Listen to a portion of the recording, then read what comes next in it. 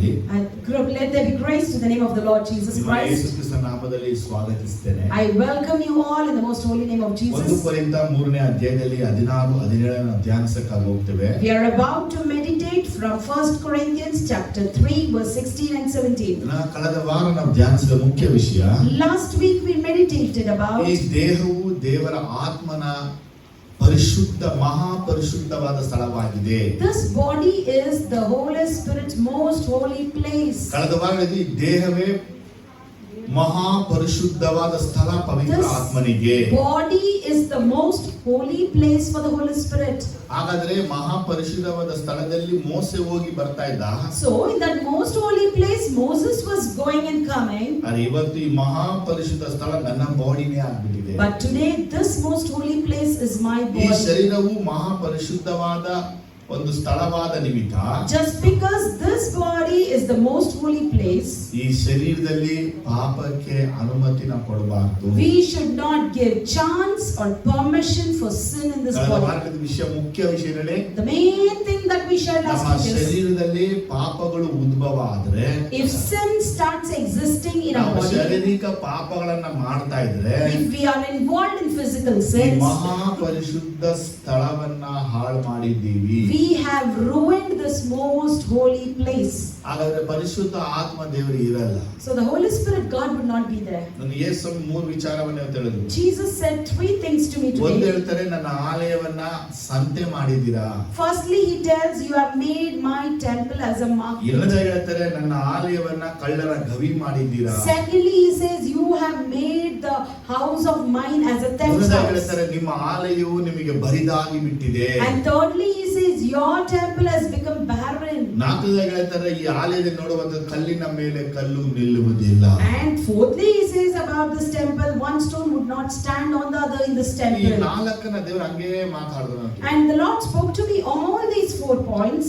ಆಗ ನಾನು ಸ್ವಲ್ಪ ಹಂಗೆ ಯೋಚಿಸ್ತಾ ಇದ್ದೆ. And I was deeply in thought, ಸ್ವಾಮಿ ಇದೆಲ್ಲ ಮಾತಾಡ್ತಾ ಇದ್ದಾರೆ. why is Lord speaking this? ಅದು ಇಸ್ರೇಲ್ ದೇವಾಲಯದ ಕುರಿತು ಮಾತಾಡಿದ್ದಾನೆ. That too he is speaking about the Israel temple. ಆಗ ಸ್ವಾಮಿ ಹೇಳಿದ ವಿಷಯ, And the Lord said, Israel ದೇವಾಲಯವೇ, it is the temple of Israel. ಆತ್ಮಿಕ ಜೀವನಕ್ಕೆ ಹೋಲಿಸಿ ನೀ ಅರ್ಥ ಮಾಡ್ಕೋಬೇಕು. You have to understand it for your spiritual life and compare ದೇವರ it. ಕೃಪೆ ಉಂಟಾದ್ರೆ ಮುಂದೆ ಅದನ್ನು ಧ್ಯಾನಿಸ್ತೇವೆ. If it is God's grace, let's meditate in future. ನೋಡಿ, ಕಳೆದ ವಾರ ಧ್ಯಾನ ಮಾಡಿದ್ದು ಪ್ರತಿಯೊಬ್ಬ ವ್ಯಕ್ತಿಯು ದೇವರ ಪರಿಶುದ್ಧವಾದ ಸ್ಥಳ.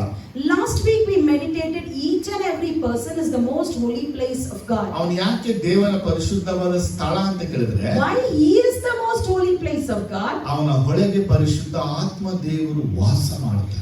In him the Holy Spirit God would dwell. ಇವತ್ತು ನಾವು ಏನ್ ಧ್ಯಾನ ಮಾಡ್ತೀವಿ ಅಂದ್ರೆ, And today what are we meditating? ನಾವೆಲ್ಲ ಸೇರಿ ದೇವರ ಆಲಯ.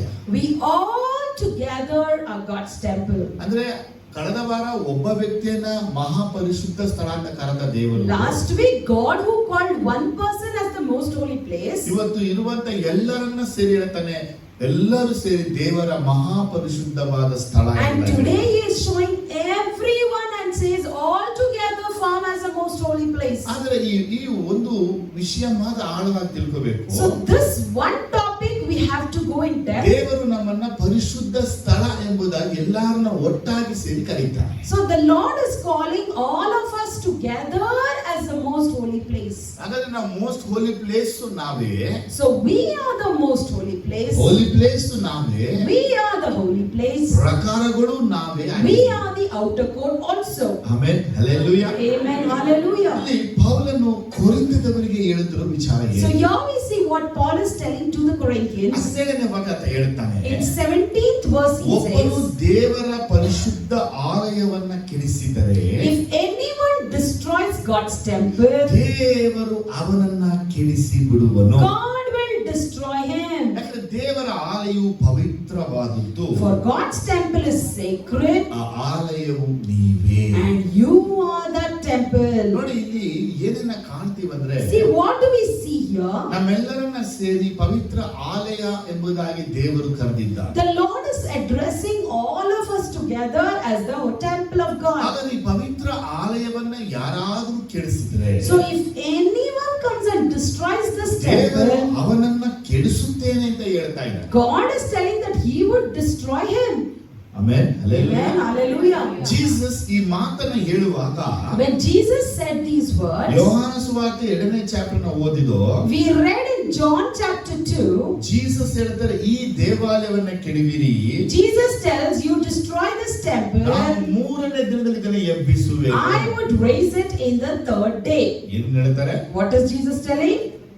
ಯೋಹಾನ 2:19 In 2:19, Jesus answered them, destroy this temple and I will raise it again in 3 days. ಈ ದೇವಾಲಯವನ್ನು ಕೆಡವಿರಿ, ನಾನು 3 ದಿನದಲ್ಲಿ ಅದನ್ನು ಎಬ್ಬಿಸುವೆನು ಅಂದನು. ನೋಡಿ, ಈಗ ಯೇಸು ಹೇಳ್ತಾ ಇದ್ದಾರೆ, So here Jesus is telling, ಈ ದೇವಾಲಯವನ್ನ ಕೆಡವಿರಿ. destroy this temple. ಯಾವ ಆಲಯ? Which temple? ಈ ಆಲಯವನ್ನ ಕೆಡವಿರಿ, You destroy this temple, ನಾನು 3ನೇ ದಿನದಲ್ಲಿ ಎಬ್ಬಿಸುವೆ. I will raise it in the 3rd day.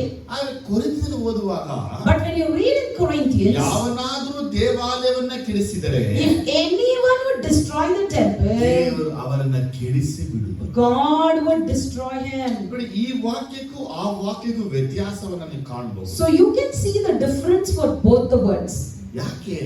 Why?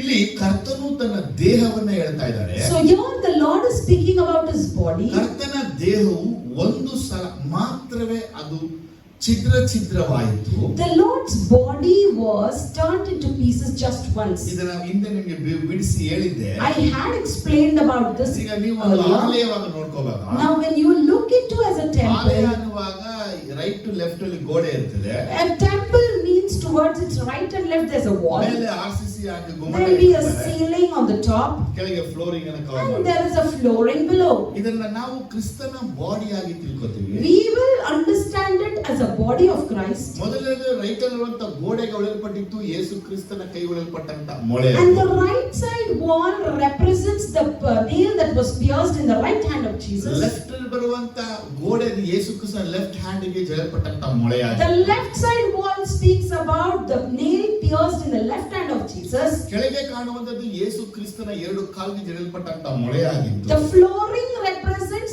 the nail that was pierced for both the feet of ಹಾಗೆ Jesus. ಮೇಲೆ ನೋಡುವಾಗ ಕ್ರಿಸ್ತನ ತಲೆಗೆ ಮುಳ್ಳಿನ ಕಿರೀಟ ಧರಿಸಲ್ಪಟ್ಟಿತ್ತು. And the ceiling represents the thorny crown that was put on for Jesus. Jesus ಹೇಳಿದ್ದು ಈ ದೇವಾಲಯವನ್ನ ಕೆಡವಿರಿ ಅಂದಾಗ Jesus said, destroy this temple. ಅದು ಯೇಸು ಕ್ರಿಸ್ತನ ದೇಹವು ಛಿದ್ರವಾಗಿ ಮಾಡಲ್ಪಟ್ಟಿತ್ತು. That was the body of Jesus Christ that was broken into ಆದರೆ pieces. ಕ್ರಿಸ್ತನ ದೇಹವನ್ನ ಛಿದ್ರ ಮಾಡಿದಾಗ ಕ್ರಿಸ್ತನು ಹೇಳಿಲ್ಲ, ನಾನು ನಿಮ್ಮನ್ನ ನಾಶ ಮಾಡುತ್ತೇನೆ. When the body of Jesus was torn into pieces, he never said, I will destroy you. ಆದರೆ ಕೊರಿಂಥದಲ್ಲಿ ಆತ ಹೇಳ್ತಾನೆ, But in Corinthians he says, ಆತನ ಒಬ್ಬರು ದೇವಾಲಯವನ್ನ ಕೆಡವಿದರೆ if anyone would destroy the ನಾನು temple, ಅವನನ್ನ ಕೆಡಿಸಿ ಬಿಡುವೆನು. I will destroy him. ನೋಡಿ, ಈ ವಾಕ್ಯವನ್ನು ತಗೊಳ್ಳುವಾಗ ನಿಮ್ಮ ಮೈಂಡ್ ಫಸ್ಟ್ ವಿಷಯ ಬರಬೇಕು. When you take this word, first thing that should come to your mind is, ಇಸ್ರಾಯೇಲರು ಅರಣ್ಯದಲ್ಲಿ ತಿರುಗಾಡುವಾಗ when the Israelites were wandering in the ಅವರಿಗೆ wilderness, ನೀರಿನ ಅವಶ್ಯಕತೆ ಬಂತು. they wanted water. 6 ಲಕ್ಷ ಜನ ಕುಡಿಬೇಕು. 6 lakhs people had to drink. ಮೃಗ ಪಕ್ಷಿಗಳೆಲ್ಲ The ಕುಡಿಬೇಕು. animals, birds also had to drink. ಎಲ್ಲರಿಗೂ ನೀರು ಬೇಕು. Everyone wanted water. ನೀರಿಲ್ಲದಲ್ಲಿ ನಿಂತ Because they didn't have water, ಅವರೆಲ್ಲ ಗುಣಗುಟ್ಟು. they all started ಆಗ murmuring. ಮೋಶೆ ದೇವರಿಗೆ ಪ್ರಾರ್ಥಿಸ್ತಾನೆ. And Moses prayed to God, ಆಗ ದೇವರು ಹೇಳ್ತಾನೆ ಮೋಶೆಗೆ, and the Lord said to Moses, ನೀನು ಹೋಗಿ ಆ ಬಂಡೆನ ಮುರಿ. you go and hit the rock. ಆಗ ಜನರ ಸಮ್ಮುಖ ಕರ್ಕೊಂಡು And he took the people crowd that side. ಕೋಲನ್ನು ಎತ್ಕೊಂಡು ಹೋಗಿ He took his rod, ಆ ಬಂಡೆನ ಹೊಡಿತಾನೆ. he hit the rock. ಹೊಡೆದಾಗ 430 ಚಾನೆಲ್ಗಳಾಗಿ ಓಪನ್ ಆಗಿ And it opened up as 430 channels. ಅದು ನದಿಯಾಗಿ ನೀರು And it flew like a ಆ river. ನದಿಯಾಗದ ನೀರಲ್ಲಿ And the water that came out like a river, ಎಲ್ಲರೂ ಕುಡಿದರು. everyone ಅದು drank. ನಾವು ನ್ಯೂ ಟೆಸ್ಟಮೆಂಟ್ ಹೆಂಗ್ ಟ್ರಾನ್ಸ್ಫರ್ ಮಾಡ್ತಿದ್ದೇವೆ? And in New Testament, how do we take it? ಅದು ಯೇಸು ಕ್ರಿಸ್ತನ ಶಿಲುಬೆಯ ಮರಣ. That is the crucifixion of Jesus ಆತನಿಗೆ Christ. ಶಿರಸ್ಸಿನಿಂದ ಪಾದ ತನಕ ಆದಂತ ಗಾಯಗಳು. The wounds that he had from his head to toe. Amen, hallelujah. Amen, hallelujah. ಎರಡನೇ ಬಾರಿ ಮತ್ತೆ ಅವರಿಗೆ ನೀರಿನ ದಾಹ And ಆಗುತ್ತೆ. second time he was thirsty again. ಅವರು ನೀರಿನ ಬಂದು ಮೋಶೆ ಬಳಿ ಕೇಳ್ತಾರೆ. And they come and ask water to Moses. ಮತ್ತೆ ಮೋಶೆ ದೇವರ ಬಳಿ ದೇವರೇ ಜನರಿಗೆ ನೀರನ್ನ. Again Moses asks the Lord, Lord, people are in need of water. ಆಗ ನೀರನ್ನ ದೇವರು ಹೇಳ್ತಾನೆ, And at that time Jesus ನೀನು says, ಹೋಗಿ ಆ ಬಂಡೆಗೆ ಹೇಳು ನೀರು ಕೊಡು ಅಂತ. he said, you go and tell the rock to give water. ಈಗ ಮೋಶೆ ಆ ಬಂಡೆಯ ಬಳಿ ಹೋಗಿ Now Moses is going to the rock. Israel ಜನರನ್ನು ದೃಷ್ಟಿಸಿ ನೋಡಿ He looks at the people of Israel. ಅವರನ್ನ ಬೈದು, They shout, he shouted ನಾವು at them, ನಿಮಗಾಗಿ ಬಂಡೆಯಿಂದ ನೀರು ತರಬೇಕಾ? should I bring water from this rock for you people? Is he giving the water? ನೀರು ಇವಂದ, Is the water his? ದೇವರು ಕೊಡ್ತಾರೆ. God supplies. ಜನಗಳ ಮೇಲೆ ಕೋಪಗೊಂಡು He got angry with people. ಜನಗಳ ಮಧ್ಯದಲ್ಲಿ In the midst of people, ಕೋಲನ್ನ ತೆಗೆದು he took the rod. ಬಾಯಿಂದ ನುಡಿಯಬೇಕಾದಂತ ಮೋಶೆ Moses, who was supposed to speak out, 2 ಸಲ ಹೊಡಿತಾನೆ. he hit the rock twice. ಎಷ್ಟು ಜನ ಓದಿರಿ ಇದನ್ನ? How many of you have read this? ತಲೆಗೆ ಜೋರಾಗಿ ತಲೆಯ Lift your right hand and say hallelujah. ಆಗ ದೇವರು ಹೇಳ್ತಾನೆ, And at that time Lord says, ನೀವು ಜನಗಳ ಮಧ್ಯದಲ್ಲಿ ನನ್ನ ಗೌರವವನ್ನು ಕಾಪಾಡುವುದ ನಿಮಿತ್ತ, just because you did not keep up my honor in the midst of people, ಮೋಸೆಗೆ ಹೇಳ್ತಾನೆ, for Moses he ಈ says, ಕಾನಾನ್ ದೇಶ ಸೇರೋದೇ you will never enter Canaan. ಯಾಕಂದ್ರೆ ಒಂದು ಸಾರಿ ಶಿಲುಬೆಗೆ ಹಾಕಲ್ಪಟ್ಟ ಯೇಸುವನ್ನ Because Jesus Christ, who was crucified once, ಇನ್ನೊಮ್ಮೆ ಎತ್ಕೊಂಡು ಶಿಲುಬೆಗೆ ಹಾಕೋದು ತಪ್ಪು. again if you are crucifying, it's wrong. ನನ್ನ ಮಾತು ಚೆನ್ನಾಗಿ ಅರ್ಥ ಮಾಡ್ಕೊಳ್ಳಿ. Understand my words. ನೀವು ದೇವರ ಆಲಯವಾಗಿದ್ದೀರಾ. You are the temple of God. ನಿಮ್ಮನ್ನ ಕೆಡಿಸುವಂತೆ ದೇವರು ಹೇಳಿಲ್ಲ. Lord never told to spoil you. ಕ್ರಿಸ್ತನು ದೇವರ ಆಲಯವಾಗಿದ್ದನು. Christ was the temple of God. ಕೆಡಿಸಿಬಿಟ್ಟನು. And he ruined himself. ಹಾಗಾದ್ರೆ ಯೇಸುವಿನ ದೇಹವು ಛಿದ್ರವಾಯಿತು. And the body of Jesus Christ was torn into ಆದ್ರೆ ಅದರ pieces. ದೇಹವಾಗಿರುವ ಸಮಯ ಛಿದ್ರವಾಗೋದು ದೇವರು But ಇಷ್ಟಪಡುವುದಿಲ್ಲ. the Lord never wishes his body, that is church, to be scattered into pieces. Amen, hallelujah. Amen, hallelujah. ನೋಡಿ, ಇನ್ನೊಂದು ವಿಚಾರ ಈಗ ಹೇಳ್ತೀನಿ. I wish to tell you one more thing. ಪೇತ್ರನು ರೋಮಲ್ಲಿ ಇರ್ತಾನೆ. Peter was in Rome. ಅಲ್ಲಿ ಅವನು ಪೇತ್ರನಿಗೆ ಅನೇಕರದ ಒಂದು ವಿಷಯ ಬರುತ್ತೆ. And he hears a news from many people ನಾಳೆ ನಿನ್ನ ಶಿಲುಬೆಗೆ ಹಾಕ್ಬಿಡ್ತಾರೆ, saying you'll be crucified tomorrow. ನೀನು ತಪ್ಪಿಸಿಕೊಂಡು ಓಡಿ ಹೋಗು. You escape and run away. ಮನುಷ್ಯ Man, ಮಧ್ಯರಾತ್ರಿಯಲ್ಲಿ in the midnight, ಅನೇಕ ಸ್ನೇಹಿತರ ಸಂಗಡ ಹೊರಟು he went with his friends ದಾರಿಯನ್ನು ಹಿಡಿದು and he took away ಓಡ್ತಾ ಇದ್ದ. and he's running ಅವನು away. ಹಾಗೆ ಹೋಗ್ತಿರುವಾಗ As he was running, ಅವನ ಮುಂದೆ ಯೇಸು ಬಂದು ನಿಂತು Jesus appeared before ಅವನು him. ಯೇಸುವನ್ನೇ ಕಾಣ್ತಾನೆ. He looks at Jesus. ಯೇಸು ರೋಮ ಪಟ್ಟಣಕ್ಕೆ ಹೋಗುವ ರೀತಿ ಓಡ್ತಾ ಇದ್ದಾನೆ. Jesus, as if he's going to Rome, he is ಆಗ going. ಪೇತ್ರ ಕೇಳ್ತಾರೆ ಯೇಸುವನ್ನ And ನೋಡಿ, Peter looks at Jesus and asks, rabi ಎಲ್ಲಿಗೆ ಹೋಗ್ತಾ ಇದ್ದೀರಾ? Rabbi, where are you going? ಅವ್ರು ಹೇಳ್ತಾರೆ, ನಾನು ರೋಮ್ ಹೋಗ್ತಾ ಇದ್ದೀನಿ. Jesus is saying, I'm going to Rome. ಏನಕ್ಕೆ ಹೋಗ್ತಾ ಇದ್ದೀರಾ? And he asks, why are you going? ಶಿಲುಬೆಗೆ ಹಾಕಲ್ಪಡಕ್ಕಾಗಿ. And he replies, to be crucified. ನೀವು ಯೆರೂಸಲೇಮಲ್ಲಿ ಶಿಲುಬೆಗೆ ಹಾಕಲ್ಪಟ್ಟಲ್ಲ, ಯಾಕೆ? And he is asking, you were already crucified in Jerusalem, right? Why?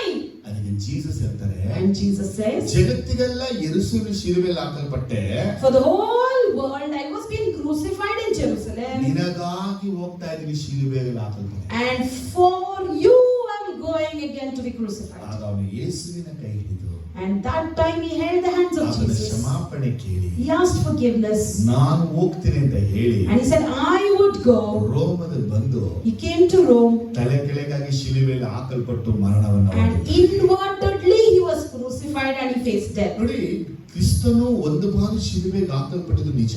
It was true that Jesus Christ was crucified ಆದರೆ once. ಮತ್ತೆ ಆತನ ಶಿಲುಬೆಗೆ ಹಾಕಲ್ಪಡಬಾರದು ಅನ್ನುವುದೇ ತಿಳ್ಕೊಂಡಿರ್ಬೇಕು. You all need to understand that he should not be crucified again and again. ನನ್ನ ಬಳಿ ಅನೇಕರು ಬಂದು ವಿಷಯಗಳನ್ನ ಹಂಚ್ಕೋತಾರೆ. Many will come and share their visions to ಆ me. ವಿಷಯಗಳೆಲ್ಲ ಹೆಂಗಿರುತ್ತೆ ಅಂದ್ರೆ, How their vision would be, ನಾನು yes, ಶಿಲುಬೆ ನೋಡಿದೆ, I saw a cross. ಶಿಲುಬೆಯಲ್ಲಿ Yesu ನೇತಲ್ಪಟ್ಟು I saw Jesus being hung in the ಅವರ cross. ಕೈಗಳು ಮೊಳೆ ಜಲಪಟ್ಟನ್ನು ನೋಡಿದೆ, I saw the wounds in his ಅವರ hand. ರಕ್ತ ಸುರಿಸೋದನ್ನ I ನೋಡಿದೆ. saw him bleeding. ಹೀಗೆ ಶಿಲುಬೆಯ ಪ್ಯಾಷನ್ಗಳ ಬಗ್ಗೆನೇ ಅವರು ಮಾತಾಡ್ತಾರೆ. Like this, they speak about the passion of cross.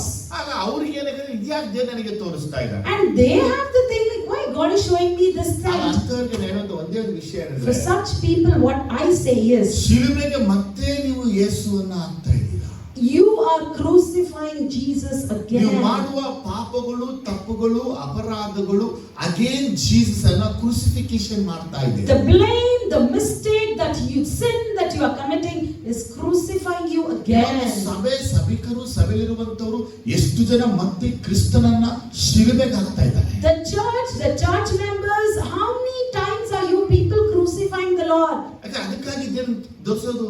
Because the Lord is put for us here. ಅಯ್ಯೋ, ನಾನು ಶಿಲುಬೆ ನೋಡ್ಬಿಟ್ಟೆ, Oh, they say, I have seen the cross. ಮುಳ್ಳಿನ ಕಿರೀಟ I ನೋಡಿದೆ, saw the thorny crown. ಸುರಿಸುವ ರಕ್ತ I ನೋಡಿದೆ. saw the blood bleeding. ದೇವರಿಗೆ ಯಾಕೆ ನಿನ್ನ ಕಣ್ಣು Why ತೋರಿಸ್ತಾರೆ? is Lord showing it to you? ನೀ ಇನ್ನೂ ಪಾಪ ಬಿಟ್ಟಿ, Because you didn't leave that sin ಇನ್ನೂ again. ಪಾಪದಲ್ಲಿ ಜೀವಿಸ್ತಾ You are living in sin. ನೀನು ಶಾರೀರಿಕ ಪಾಪ ಮಾಡದೇ ಇರಬಹುದು, You may not be doing physical sin ಶರೀರದ ಹೊರಗಡೆ ಪಾಪ ಮಾಡ್ತೀವಿ. outer than your physical body of ಯಾವುದೋ Israel. ದೇವರಿಗೆ ಇಷ್ಟಪಡದ ಕಾರ್ಯವನ್ನ ಮಾಡುವುದ ನಿಮಿತ್ತವಾಗಿ Just because you're doing something that the Lord doesn't wish, ದೇವರು ಇಂಥ ವಿಷನ್ ನಿಮಗೆ ತೋರಿಸ್ತಾರೆ. God is showing you such visions. ಇಬ್ರಿಯ 6ನೇ ಅಧ್ಯಾಯ ನೋಡುವಾಗ If you turn to Hebrew chapter 4, 6, 5, 6, 7, 8 ಈ 4 ವಾಕ್ಯಗಳಲ್ಲಿ 4, 5, 6, 7, 8 in these 4 verses, ಇಲ್ಲಿ ತುಂಬಾ ಅದ್ಭುತವಾದ ವಿಷಯ ಬಯಲ್ಪಟ್ಟಿದೆ.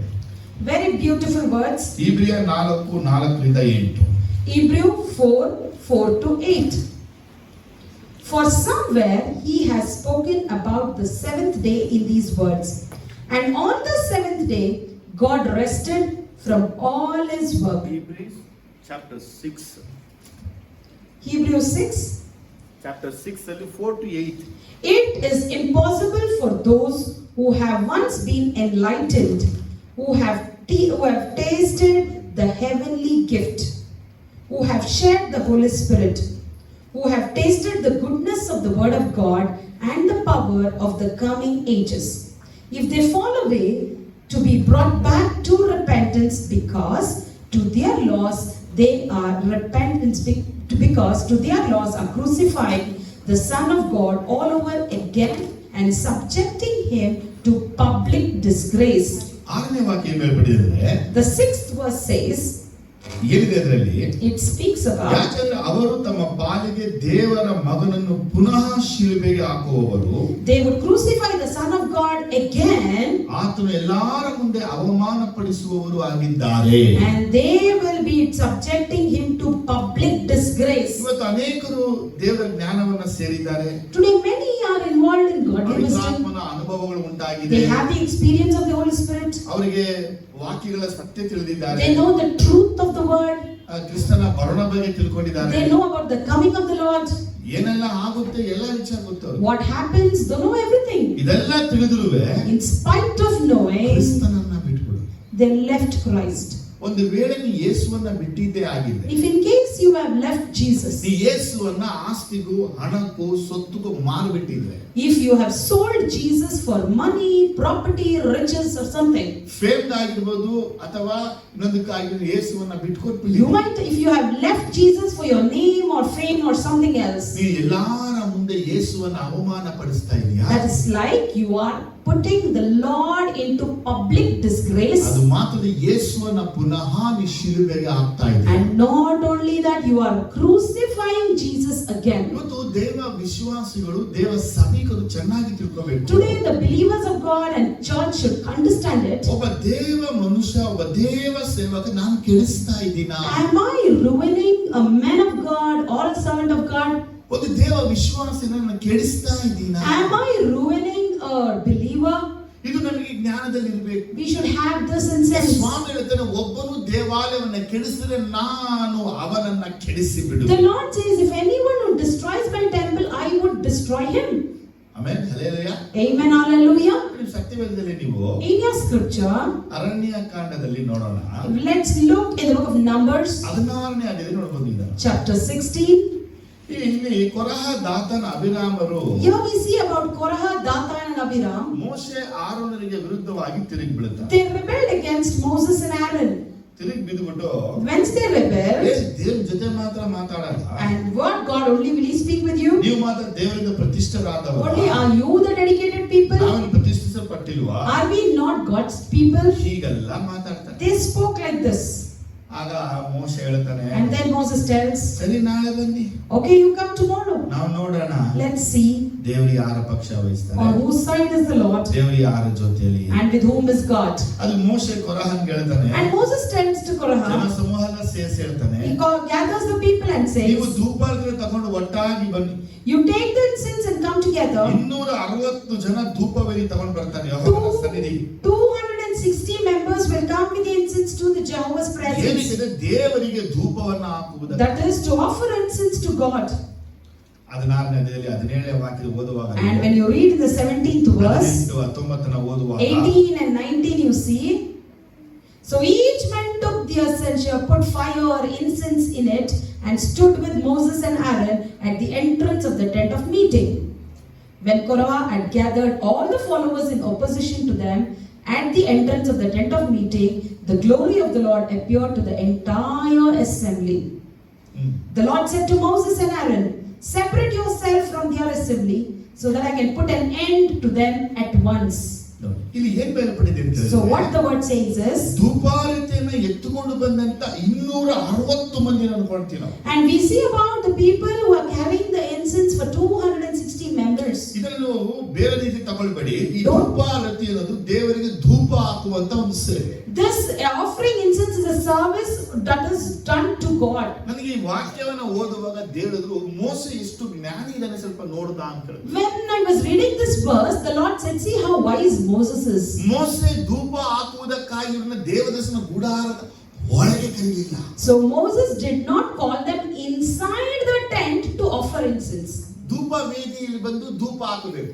Actually, they have to come to the altar of incense and offer. ಪರಿಶುದ್ಧ ಸ್ಥಳದಲ್ಲಿ ನೈವೇದ್ಯ ಅದು ರೊಟ್ಟಿ ಇಡುವಂತ ಸ್ಥಳ.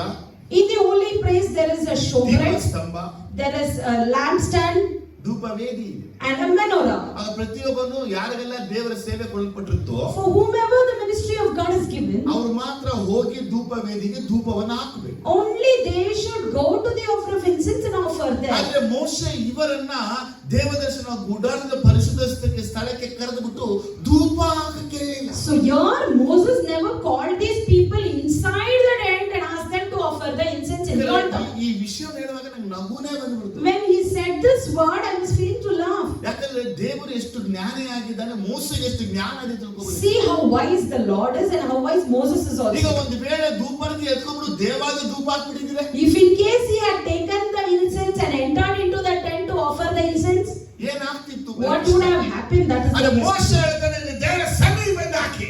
And there Moses tells you comes to the presence of the tent. Presence of God ಅನ್ನುವುದರವಾಗ ಎಲ್ಲಿ ಬಂದ್ರಂತೆ? So where did they come? ಅವರು ಗುಡಾರದ ಬಾಗಿಲಲ್ಲಿ ನಿಂತುಕೊಂಡು They stood in the entrance of the tent. ಗುಡಾರದ ಬಾಗಿಲಲ್ಲಿ ನಿಂತು ಧೂಪವೇದಿ ಹಾಕೋದು ಬೈಬಲ್ ಪ್ರಕಾರ ತಪ್ಪು. Standing in the entrance of the tent and offering the incense is wrong biblically. ಧೂಪವೇದಿ ಇಟ್ಟುಕೊಂಡು ಪರಿಶುದ್ಧ ಸ್ಥಳಕ್ಕೆ ಹೋಗಿ ಧೂಪವೇದಿ ಮುಂದೆ ಧೂಪ ಹಾಕಬೇಕು. Actually, they have to go to the altar of incense in the holy place and then offer the incense. ಆದ್ರೆ ಇವರು ಬಾಗಿಲಲ್ಲಿ ನಿಂತು ಧೂಪ ಹಾಕಕ್ಕೆ ಬಂದಿದ್ದಾರೆ. But here they are standing in the entrance and they are about to offer the incense. ಅವರನ್ನ ದೇವರು ನಾಶ ಮಾಡಿದ ರೀತಿನ ನೀವು ಕಾಣಬಹುದು. And you can see how the Lord destroyed them. 36 37 ನೋಡುವಾಗ Verse 36 and 37. The Lord said to Moses, "Tell Eleazar, son of Aaron, the priest, to take the censer out of the smoldering remainder and scatter the coal some distance away, for the censers are holy, the censers of the men who sinned in the cost of their lives. Hammer the censers into sheet and overlay the altar, for they were presented before the Lord and have become holy. Let them be a sign to the Israelites." ಅವರು ಧೂಪಾರತಿನ ತಗೊಂಡ್ರು. They took that censer. ಧೂಪದ ಸಕ್ರಲ್ಲ ಆ ಮನುಷ್ಯನ ತಗೊಳ್ಳಿಲ್ಲ. They never carried the people who were dead there. ಹಾಗಾದ್ರೆ ಏನ್ ತಿಳ್ಕೊಳ್ತೀವಿ ಅಂದ್ರೆ ಮೊದಲನೇ So what we learn here is ಅವರಿಗೆ ಉಂಟಾದ ಮರಣ, the death that happened to ಅವರು them, ಅನುಭವಿಸಿದಂತ ಮರಣ, the death they suffered, ಎಲ್ಲ ಜೀವಂತವಾಗಿ ಪಾತಾಳಕ್ಕೆ ಹೋದ್ರು. they all went alive to hell. ಆದ್ರೆ ದೇವರು ಅವರಿಗೆ ಪಾಠ ಕಲಿಸಿದ್ದೇನೆಂದ್ರೆ, But what lesson the Lord taught them ಒಬ್ಬನು was, ದೇವಾಲಯವನ್ನ ಕೆಡಿಸಿದ್ರೆ ನಾನು ಅವರನ್ನ ಕೆಡಿಸಿ if ಬಿಡ್ತೇನೆ. anyone who destroys my temple, I will destroy them. ಏನ್ ಮಾಡಿದ್ರು? So what did they do? ದೇವರ ವಿಷಯದ ಆಟವನ್ನ ಆಡಕ್ ಬಂದ್ರು. They came to play you in the matter of ನಿಮ್ಮ God. ಪ್ರಾರ್ಥನೆ ದೇವ್ರು ಕೇಳ್ಬಿಡದ? Will God only hear your ನನ್ನ prayer? ಪ್ರಾರ್ಥನೆ ಕೇಳಲ್ವಾ? Will he not hear my ನೀವು prayer? ಮಾಡೋ ಅಭಿಷೇಕ ಬರದಾ? Only if you pray, ನಾವು that ಮಾಡೋ ಅಭಿಷೇಕ ಬರಲ್ವಾ? anointing will not come on ನೀವು you. ಪವಿತ್ರಾತ್ಮ ಬರದಾ? Only if you place ನಾನು it in ಬರಲ್ವಾ? If I keep it, doesn't O, know what. ಒಂದ್ ವಿಚಾರ ತಿಳ್ಕೊಳ್ಳಿ. One thing you understand. Tap open ಮಾಡೋದು ದೇವ್ರು, ಮುಚ್ಚೋದು ದೇವ್ರು. The Lord opens the tap, the Lord closes ಒಳಗೆ the tap. ತುಂಬಿರೋದು ದೇವ್ರು, ಖಾಲಿ ಮಾಡೋದು ದೇವ್ರು. The Lord fills in, the Lord empties ನಾವು it. ಬರೀ ಖಾಲಿ ಬ್ಯಾರಲ್ ಇಂದ ಮೈಂಡ್ ಅಲ್ಲಿ ಇರಬೇಕು. Understand one thing, that we are empty barrel. 260 ಮಂದಿ ಧೂಪ ವೇದಿಗಳನ್ನ ಧೂಪವನ್ನ ತಂದು ದೇವರ ಬಳಿ ಹಾಕಿದ್ರೆ So ಆಗಿದೆ. if- ಹುಡ್ಕೋತಾ ಇದ್ರು. If these 260 members had come to the altar of innocence and offered them, they would have been alive. ಆದ್ರೆ ಅವ್ರು ಉಳ್ಕೊಳ್ಳಿಲ್ಲ. But they were not. ಯಾಕಂದ್ರೆ ಮೋಶೆ ಚೆನ್ನಾಗ್ ಗೊತ್ತು. Because Moses knew very well. ಸಾಯ್ಬೇಕು. that they have to die. ದೇವರಿಗೆ death ಯಾಕೆ ಕೊಟ್ಟ ಅಂತ ಕೇಳಿದ್ರೆ Why the Lord granted death to them? ಒಂದು ವಿಷಯ ತಿಳ್ಕೊಳ್ಳಿ. The first reason is ಅವರು ದೇವಾಲಯವನ್ನ ಕೆಡಿಸಿದರು. they ruined the temple. ಅಲ್ಲಿ ನೋಡಿ, ಆ ಧೂಪಾರತಿ ಪರಿಶುದ್ಧವಾದದ್ದು. Actually, the incense is holy. ಆದರೆ ತಗೊಂಬಂದ್ರ ಧೂಪ ತಗೊಂಬಂದ್ರಲ್ಲ, But ಅವರನ್ನ the ಪರಿಶುದ್ಧವಾಗಿರಲಿಲ್ಲ. people who carried the incense were not holy. ಹಾಗಾದ್ರೆ ಒಬ್ಬ ದೇವಾಲಯವನ್ನ ಕೆಡಿಸಿದ್ರೆ So if anyone is ruining the temple, ದೇವರು ಅವನನ್ನ ಕೆಡಿಸ್ತಾನೆ ಅನ್ನಕ್ಕೆ ಇದೊಂದು ಉದಾಹರಣೆ. this is the example to show that the Lord would destroy them. ಎರಡನೇದಾಗಿ ನೋಡ್ತೀವಿ ನಾವು, And secondly, we see ಯಾಜಕಕಾಂಡ 10ನೇ ಚಾಪ್ಟರ್ ಅಲ್ಲಿ in Leviticus chapter 10, Nadab Abihu ಎಂಬುವನ್ನ ನೋಡ್ತೇವೆ. we see about Nadab and Abihu. ಇವರು ದೇವಾಲಯದ ಧೂಪಾರತಿಯಲ್ಲಿ ಹೋಗಿ, ಧೂಪ ವೇದಿಗೆ ಹೋಗಿ, They went to the altar of incense strange fire ಅನ್ನ ಹಾಕಿಬಿಟ್ಟು, and they put that strange fire. ಆಗ ದೇವರ ಸೈನ್ಯ ಹೊರಟಂತ ಬೆಂಕಿಯನ್ನು ಕೊಂದಾಕ್ಬಿಟ್ಟು, The fire that proceeded through it killed them. ಈ ನಾದಾಬ್ ಅಬಿಹು ಅನ್ನೋರು ತಿಳಿಯದವೋ ಬೆಂಕಿಯನ್ನ ಹಾಕಿ ಧೂಪವನ್ನ ಹಾಕಿದ್ರು ದೇವರ ಸನ್ನಿಧಿಯಲ್ಲಿ. This Nadab and Abihu, knowingly or unknowingly, they put a strange fire in the altar and they were ಇದು consumed. ಯಾಕೆ ಸಾವು ಬಂತು? Why death came to ನಾನು them? ಮೊದಲೇ ಹೇಳ್ತಾ ಇದ್ದೀನಿ, I told you first. ಹಳೆಯ ಒಡಂಬಡಿಕೆಯಲ್ಲಿ ಉದಾಹರಣೆ ಹೇಳ್ತಾ In ಇದ್ದೀನಿ. the Old Testament example, I ಒಬ್ಬನು placed it. ದೇವಾಲಯವನ್ನ ಕೆಡಿಸಿದ್ರೆ ದೇವರನ್ನ ಕೆಡಿಸ್ತಾನೆ ಅನ್ನಕ್ಕೆ ಎರಡನೇ ಉದಾಹರಣೆ ಇದು. If anyone would destroy my temple, the Lord would destroy them. This is the second ಅಲ್ಲಿ example. 260 ಮಂದಿ ಲಿವೈಟ್ಸ್ ಗಳೆಲ್ಲ ಕೆಡಿಸಿ ಹಾಳು ಮಾಡಿದ್ರೆ, Firstly, we saw 260 Levites. They came to destroy. ಇಲ್ಲಿ ನೋಡ್ತಾ ಇದೀವಿ ಇಬ್ಬರು ಮಕ್ಕಳು ಯಾಜಕರುಗಳು ಮಾಡುವಂತ ಕಾರ್ಯ. And here we see Aaron's two children, Nadab and Abihu. They are priests and they are doing this. ಇವ್ರು ಏನ್ ಮಾಡಿದ್ರಂತೆ? What did they do? ಇವರು ಧೂಪವನ್ನ ತಂದು ಹಾಕಿಬಿಟ್ರು. They bought an incense and offered it. ಹೆಂಗ್ ಹಾಕಿದ್ರು? How did they put? ಬೆಂಕಿಯಲ್ಲಿ From ತಗೊಂಡ್ಬಂದ್ರು. where did they bring ಅದು fire? ಏನಿಲ್ಲ ಬರೆಯಲ್ಪಡಲೇ. That is not ಅದು mentioned. 8ನೇ ವಾಕ್ಯ 9ನೇ ವಾಕ್ಯ But ಓದಿದಾಗ in verse 8 and 9, if you see, ದೇವರ ವಿಚಾರವನ್ನ the ಹೇಳ್ತಾರೆ. Lord says, the Lord said to Aaron, you and your son are not to drink wine or other fermented drinks whenever you go into the tent of meeting, or you will die. This is the lasting ordinance of the generation to come. ಇಲ್ಲಿ ಒಬ್ಬ ಕುಡಿದು ಮತ್ತನಾಗಿ ದೇವಾಲಯದ ಒಳಗೆ ಬರಬಾರದು ಬಯಲ್ಪಟ್ಟಿದೆ. So the word clearly says anyone should not drink any drinks of fermented drinks and enter into the temple. ಒಬ್ಬ ಯಾಜಕ ಸೇವೆ ಮಾಡುವಂತವನು A priestly ordained ಅವನು person ಕುಡಿದು ಆಲಯದ ಒಳಗೆ ಬರಂಗಿಲ್ಲ. should not drink and come into the temple. ನನಗೆ ಇದನ್ನ ತೋರಿಸುವ ಒಂದು ವಿಚಾರವನ್ನ ಹೇಳಿದ್ರು. When Lord showed me this word, He said something. ಹೊಸ ಒಡಂಬಡಿಕೆ ನೋಡಿದ್ರೆ But if you see the New ನಾವು Testament, ಕಮ್ಮಿಯನ್ನೇ ಮಾಡ್ಬಿಡ್ತೀವಿ. we take part in the communion. ಯಾರಿಗೆ ಏನರ್ಥ? Who understood?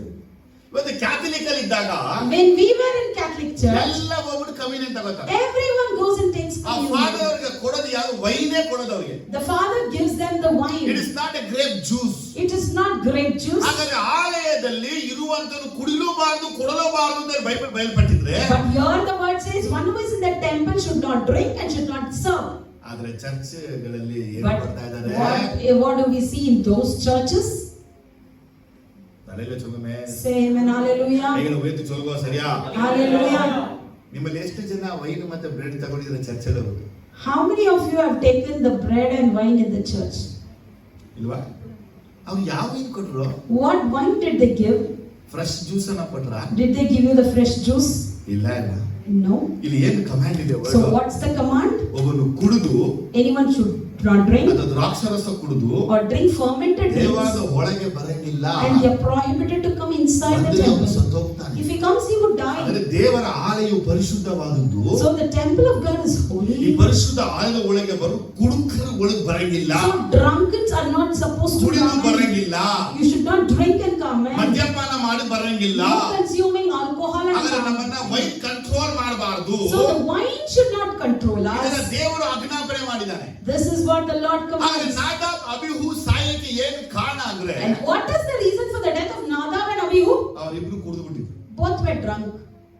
ಕುಡಿದು ಬಿಟ್ಟರು. They are drunk. ಆದ್ರೆ ಧೂಪ ವೇದಿಗೆ ಧೂಪ ಹಾಕ್ಬೇಕಲ್ಲ.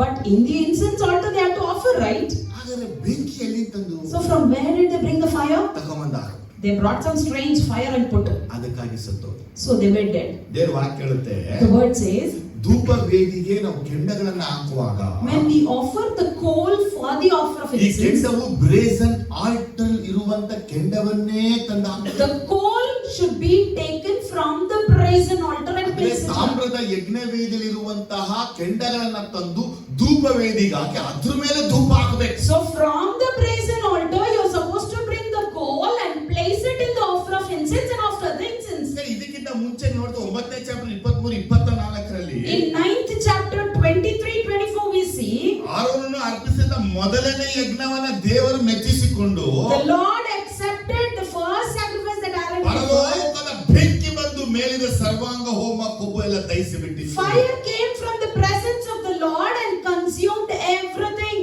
ಹಾಗಾದ್ರೆ ಆ ಬೆಂಕಿಯಲ್ಲಿ ಬರ್ನ್ ಆಗಿಕೊಂಡು ಆರೋನ ಹಾಕಿದ ಬೆಂಕಿ ಅಲ್ಲ ಅದು. So that was consumed not by the fire put by ಅದು Aaron. ಪರಲೋಕದ ಬೆಂಕಿಯಿಂದ ಅದು ಬರ್ನ್ ಆಗಿದೆ. It was burned by the fire that came from ಹಾಗಾದ್ರೆ heaven. ದೇವರು ಮೋಶೆ ಮುಖ ಹೇಳಿದಂದ್ರೆ So you know what Lord said to Moses? ಪರಲೋಕದ ಬೆಂಕಿ ಬಿದ್ದ ಮೇಲೆ After the fire from heaven, ಅಲ್ಲಿರುವಂತ ಕೆಂಡಗಳಾಗಿ ಮಾರ್ಪಟ್ಟಿದೆ.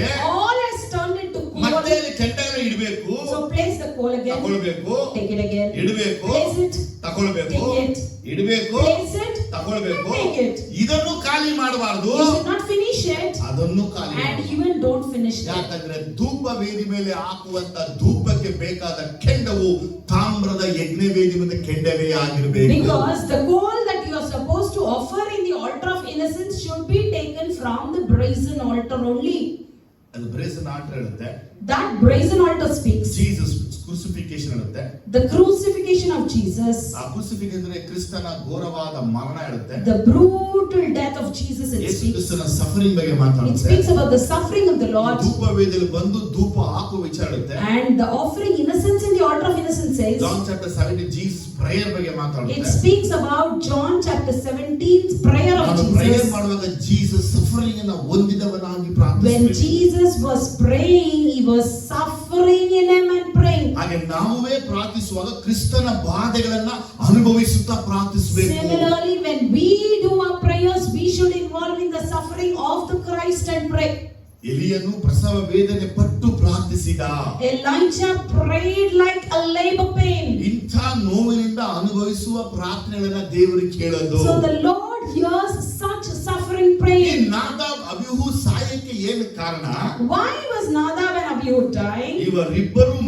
ಇಬ್ಬರು ಮಾಡಿ ದೊಡ್ಡ ತಪ್ಪು. The biggest mistake that they did was ದೇವರು ಹೇಳದೆ ಇದ್ದ ಬೆಂಕಿಯನ್ನ ತಂದು ಹಾಕಿಬಿಟ್ರು. they put the strange fire that the Lord did not ಹಾಗಾಗಿ command. ದೇವರ ಬೆಂಕಿ ಹೊರಟು ಬಂದು So the fire of the Lord came ಅವರಿಬ್ಬರನ್ನ ನಾಶ ಮಾಡಿ and destroyed both of them. ಅರ್ಥ ಆದ್ರೆ hallelujah. If you have understood, say ಅರ್ಥ ಆದ್ರೆ hallelujah. Hallelujah. If you have understood, say ಇಬ್ಬರು hallelujah. ಸಾಯಕ್ಕೆ ಏನು ಕಾರಣ? What's the reason for them both to die? ಪರಿಶುದ್ಧ ಸ್ಥಳಕ್ಕೆ ಬಂದು They're coming to the holy place, ಧೂಪವನ್ನ ಹಾಕಿದ್ರುವೆ even by offering incense. ಆದ್ರೆ ಧೂಪಕ್ಕೆ ತಂದ ಕೆಂಡ ಬಂದು ಬೇರೆ ಕೆಂಡ ಅದನ್ನು ಸತ್ತೋದ್ರು. The coal that was bought for the altar of innocence was different, so they died. ಇದೇನು ಹೇಳುತ್ತೆ ಅಂದ್ರೆ This speaks, ನನ್ನ ಆಲಯವು ಪರಿಶುದ್ಧವಾದದ್ದು, my temple is holy. ನನ್ನ ಆಲಯದಲ್ಲಿ ಸೇವೆಗಳು ಪರಿಶುದ್ಧವಾಗಿರಬೇಕು. The person who serves in my temple should remain holy. ಸುಮ್ಮನೆ ಏನೇನೋ ಮಾಡೋದಲ್ಲ, Simply, it's not doing something. ಬರೋರೆಲ್ಲ ಮೇಲೆ ಕೂರಿಸ್ಕೊಳ್ಳೋದಲ್ಲ. Everyone who comes should not be let in. ಯಾಕಂದ್ರೆ ಯಾರ್ಯಾರು ಏನೇನ್ ಸೇವೆ ಮಾಡಿದ್ದಾರೆ, ಎಂತೆಂತ ಸೇವಕರು ಯಾರಿಗೂ ಗೊತ್ತಿಲ್ಲ. Because no one knows what ministry they have done, what kind of people they are. ದೇವರ ಸೇವೆ ಮಾಡುವಂತನು ಪರಿಶುದ್ಧವಾಗಿರಬೇಕು. The person who does the Lord's ministry should remain holy. ಅವರಿಗೆ ಪರಿಶುದ್ಧ ದೇವರ ಸೇವೆಗೆ ಉಪಯೋಗಿಸದೇ ಇಲ್ಲ. If he is not holy, he will not be used for by God. ದೇವರ ಆಜ್ಞಾ ವಿಧಿ ತುಂಬಾ ಕ್ಲಿಯರ್ ಆಗಿದೆ. The Lord's command is very clear. Jesus ಇವತ್ತು ಪರಲೋಕದಲ್ಲಿ ಇದ್ದಾರೆ. That Jesus is in heaven ಆತ today. ಹೇಳಿದ್ದು ನಾನು ಪರಲೋಕದಲ್ಲಿ ದ್ರಾಕ್ಷಾರಸ ಕುಡಿಯುವ ತನಕ, And he said, till I drink my wine in the heaven. ಇಲ್ಲಿ ತನಕ ನಾಜೀರನಾಗಿನೇ ಜೀಸಸ್ ಇದ್ದಾನೆ. Till then, Jesus is a Nazarene. Amen, hallelujah. Amen, hallelujah. ಅದಕ್ಕೆ ನಜರೇತಿನ ಯೇಸುವೇ ಅವರ ನಾಮವನ್ನು ಪ್ರಯೋಗಿಸೋದು. So only we call him as Jesus of Nazareth. ನಿಮಗೊಂದು ಪ್ರಶ್ನೆ ಬರಲಿ. Let a question come Yesu to you. ಹುಟ್ಟಿದ ಬೆತ್ಲೆಹೇಮಲ್ಲಿ. Jesus was born in Bethlehem. Bethlehem ಹುಟ್ಟಿದ ಯೇಸು ನಾಮದ ದೆವ್ವ ಓಡು ಅಂದ್ರೆ ಓಡಲ್ಲ.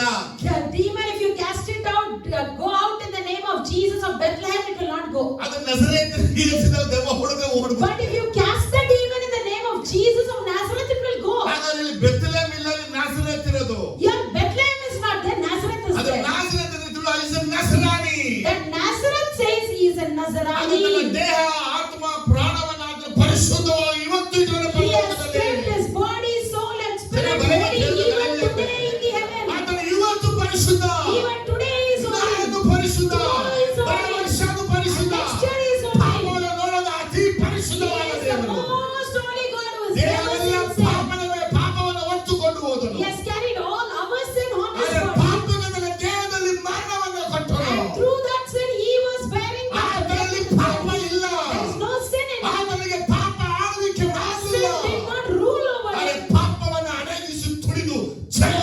ಆದನು. he controlled the sin and stamped it and been victorious over it. Jesus ministry secret ಏನು ಗೊತ್ತಾ? You know what's the secret of the ministry of Jesus? ಪಾಪರಹಿತ ಜೀವ. Sinless life. Jesus ಬಗ್ಗೆ ಒಂದು ವಿಚಾರವನ್ನ ಕೇಳಿ. About Jesus I heard one. ಹೆಂಗೆ ಇಷ್ಟು secret ನಿಮ್ಮ ಸೇವೆ secret? What's the secret of your ministry? ನಮಗೆಲ್ಲ ಇಲ್ಲಿ ಸೇವಕರು ಹೊರಟು ಹೋಗ್ತೀವಿ ನಾವು. We all will keep the image of other preachers. ಆ ಪಾಸ್ಟರ್ ಇಪ್ಪತ್ತು ಹೊರಟು ಸೀಕ್ರೆಟ್ ಮಾಡ್ತಾರೆ. He'll ask the other pastor, what's the secret? 40 ವರ್ಷ ಸೇವೆಯಲ್ಲಿ ಇದ್ದ secret. And he will tell 40 years of my ministry. This is the secret. I knelt down and prayed. Fasting prayer I ಮಾಡ್ತಾ took up fasting. Night prayer I ಮಾಡ್ತಾ did night prayers. Jesus ಬಳಿ ಹೋದ್ರೆ When you go to Jesus, ಅವ್ರು ಹೇಳಿದ್ರು ಗೊತ್ತಾ? you know what he says? ಪರಿಶುದ್ಧ ಪ್ರತಿಷ್ಠಿತ ಜೀವನ. The holy dedicated life. ಯಾರು? Who? ಜೋರಾಗಿ ಹೇಳಿ ಯಾರು? Jesus. ನಿಮ್ಮ ಲೈಫ್ ಅನ್ನ ಹೋಲಿಯಾಗಿ ಡೆಡಿಕೇಟ್ ಆಗಿ ಇಟ್ಟರೆ ಮಾತ್ರನೇ ನಿಮ್ಮ ಸೇವೆ ಫ್ಲೋರಿಶ್ ಆಗೋದು.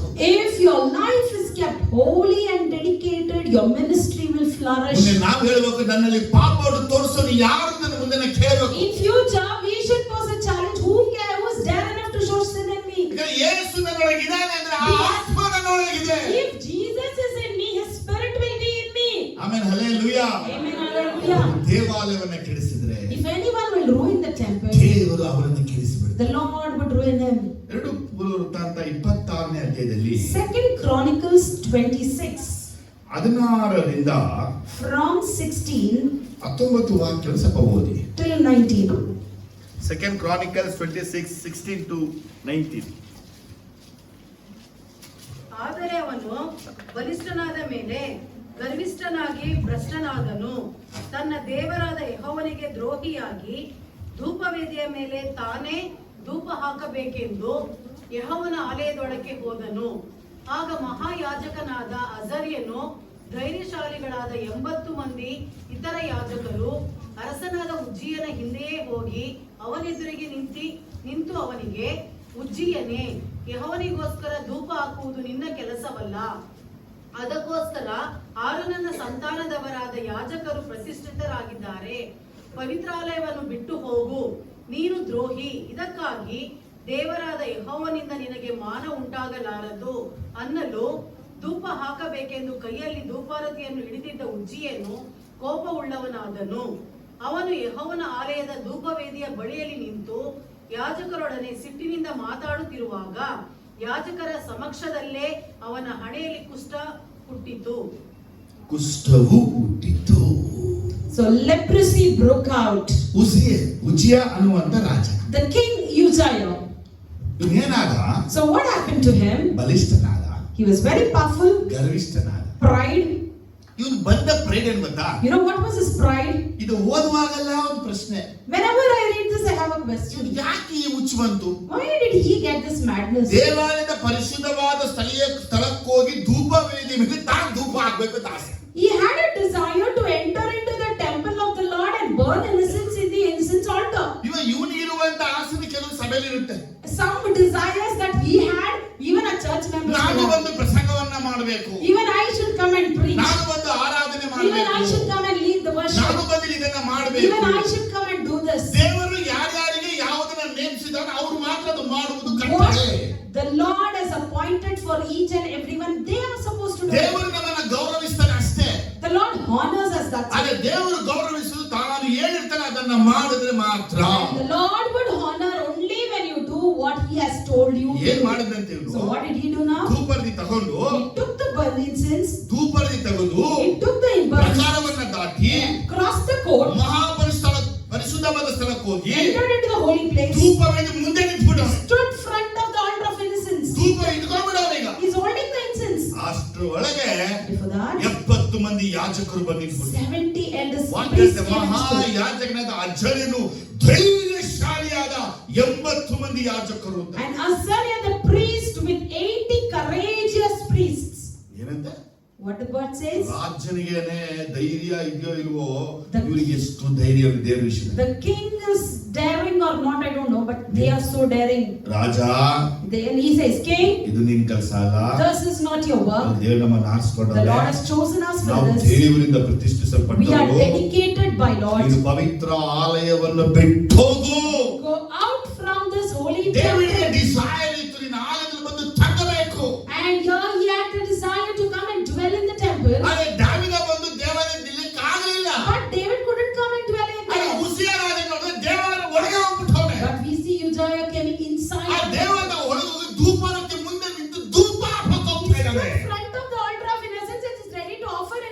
also.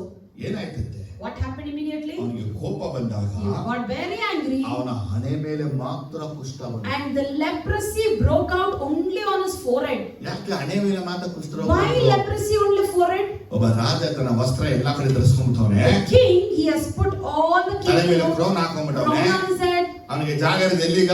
The only appearing ಅವನ places, ದೇಹದಲ್ಲಿ ಎಲ್ಲೇ ಕುಷ್ಠ ಬಂದು ಕಂಡಿಡಿಯಕ್ಕೆ wherever the leprosy is in the body, you cannot identify. ಅದಕ್ಕೆ ದೇವರು ಅವನ ಹಣೆಗೆನೆ So ಕುಷ್ಠವನ್ನು the Lord brought leprosy on his ದೇವರ forehead. ವಾಕ್ಯ ಹೀಗೆ ಬರೆಯಲ್ಪಟ್ಟಿದೆ. The word says, ಅವನು ದೇವಾಲಯದ ಹೊರಗಡೆ ಹೋಗ್ತಾನೆ, and he goes out of the ಅರಮನೆಯಿಂದ temple, ಹೊರಗಡೆ ಹೋಗ್ತಾನೆ, goes out of the ಪಟ್ಟಣದ palace, ಹೊರಗಡೆ goes ಹೋಗ್ತಾನೆ, out of the city, ಕುಷ್ಠರೋಗಿಗಳ ಕಾಲುವೆಯಲ್ಲಿ ಜೀವನ and ಕಳೀತಾನೆ. now he is living in the midst of the ಅವನು leprosy people. ಸಾಯುವಾಗಲೂ ಕುಷ್ಠರೋಗಿಯಾಗಿಯೇ And ಸತ್ತ. even when he was dead, he was ಯಾಕಂದ್ರೆ dying of ಇವನು leprosy.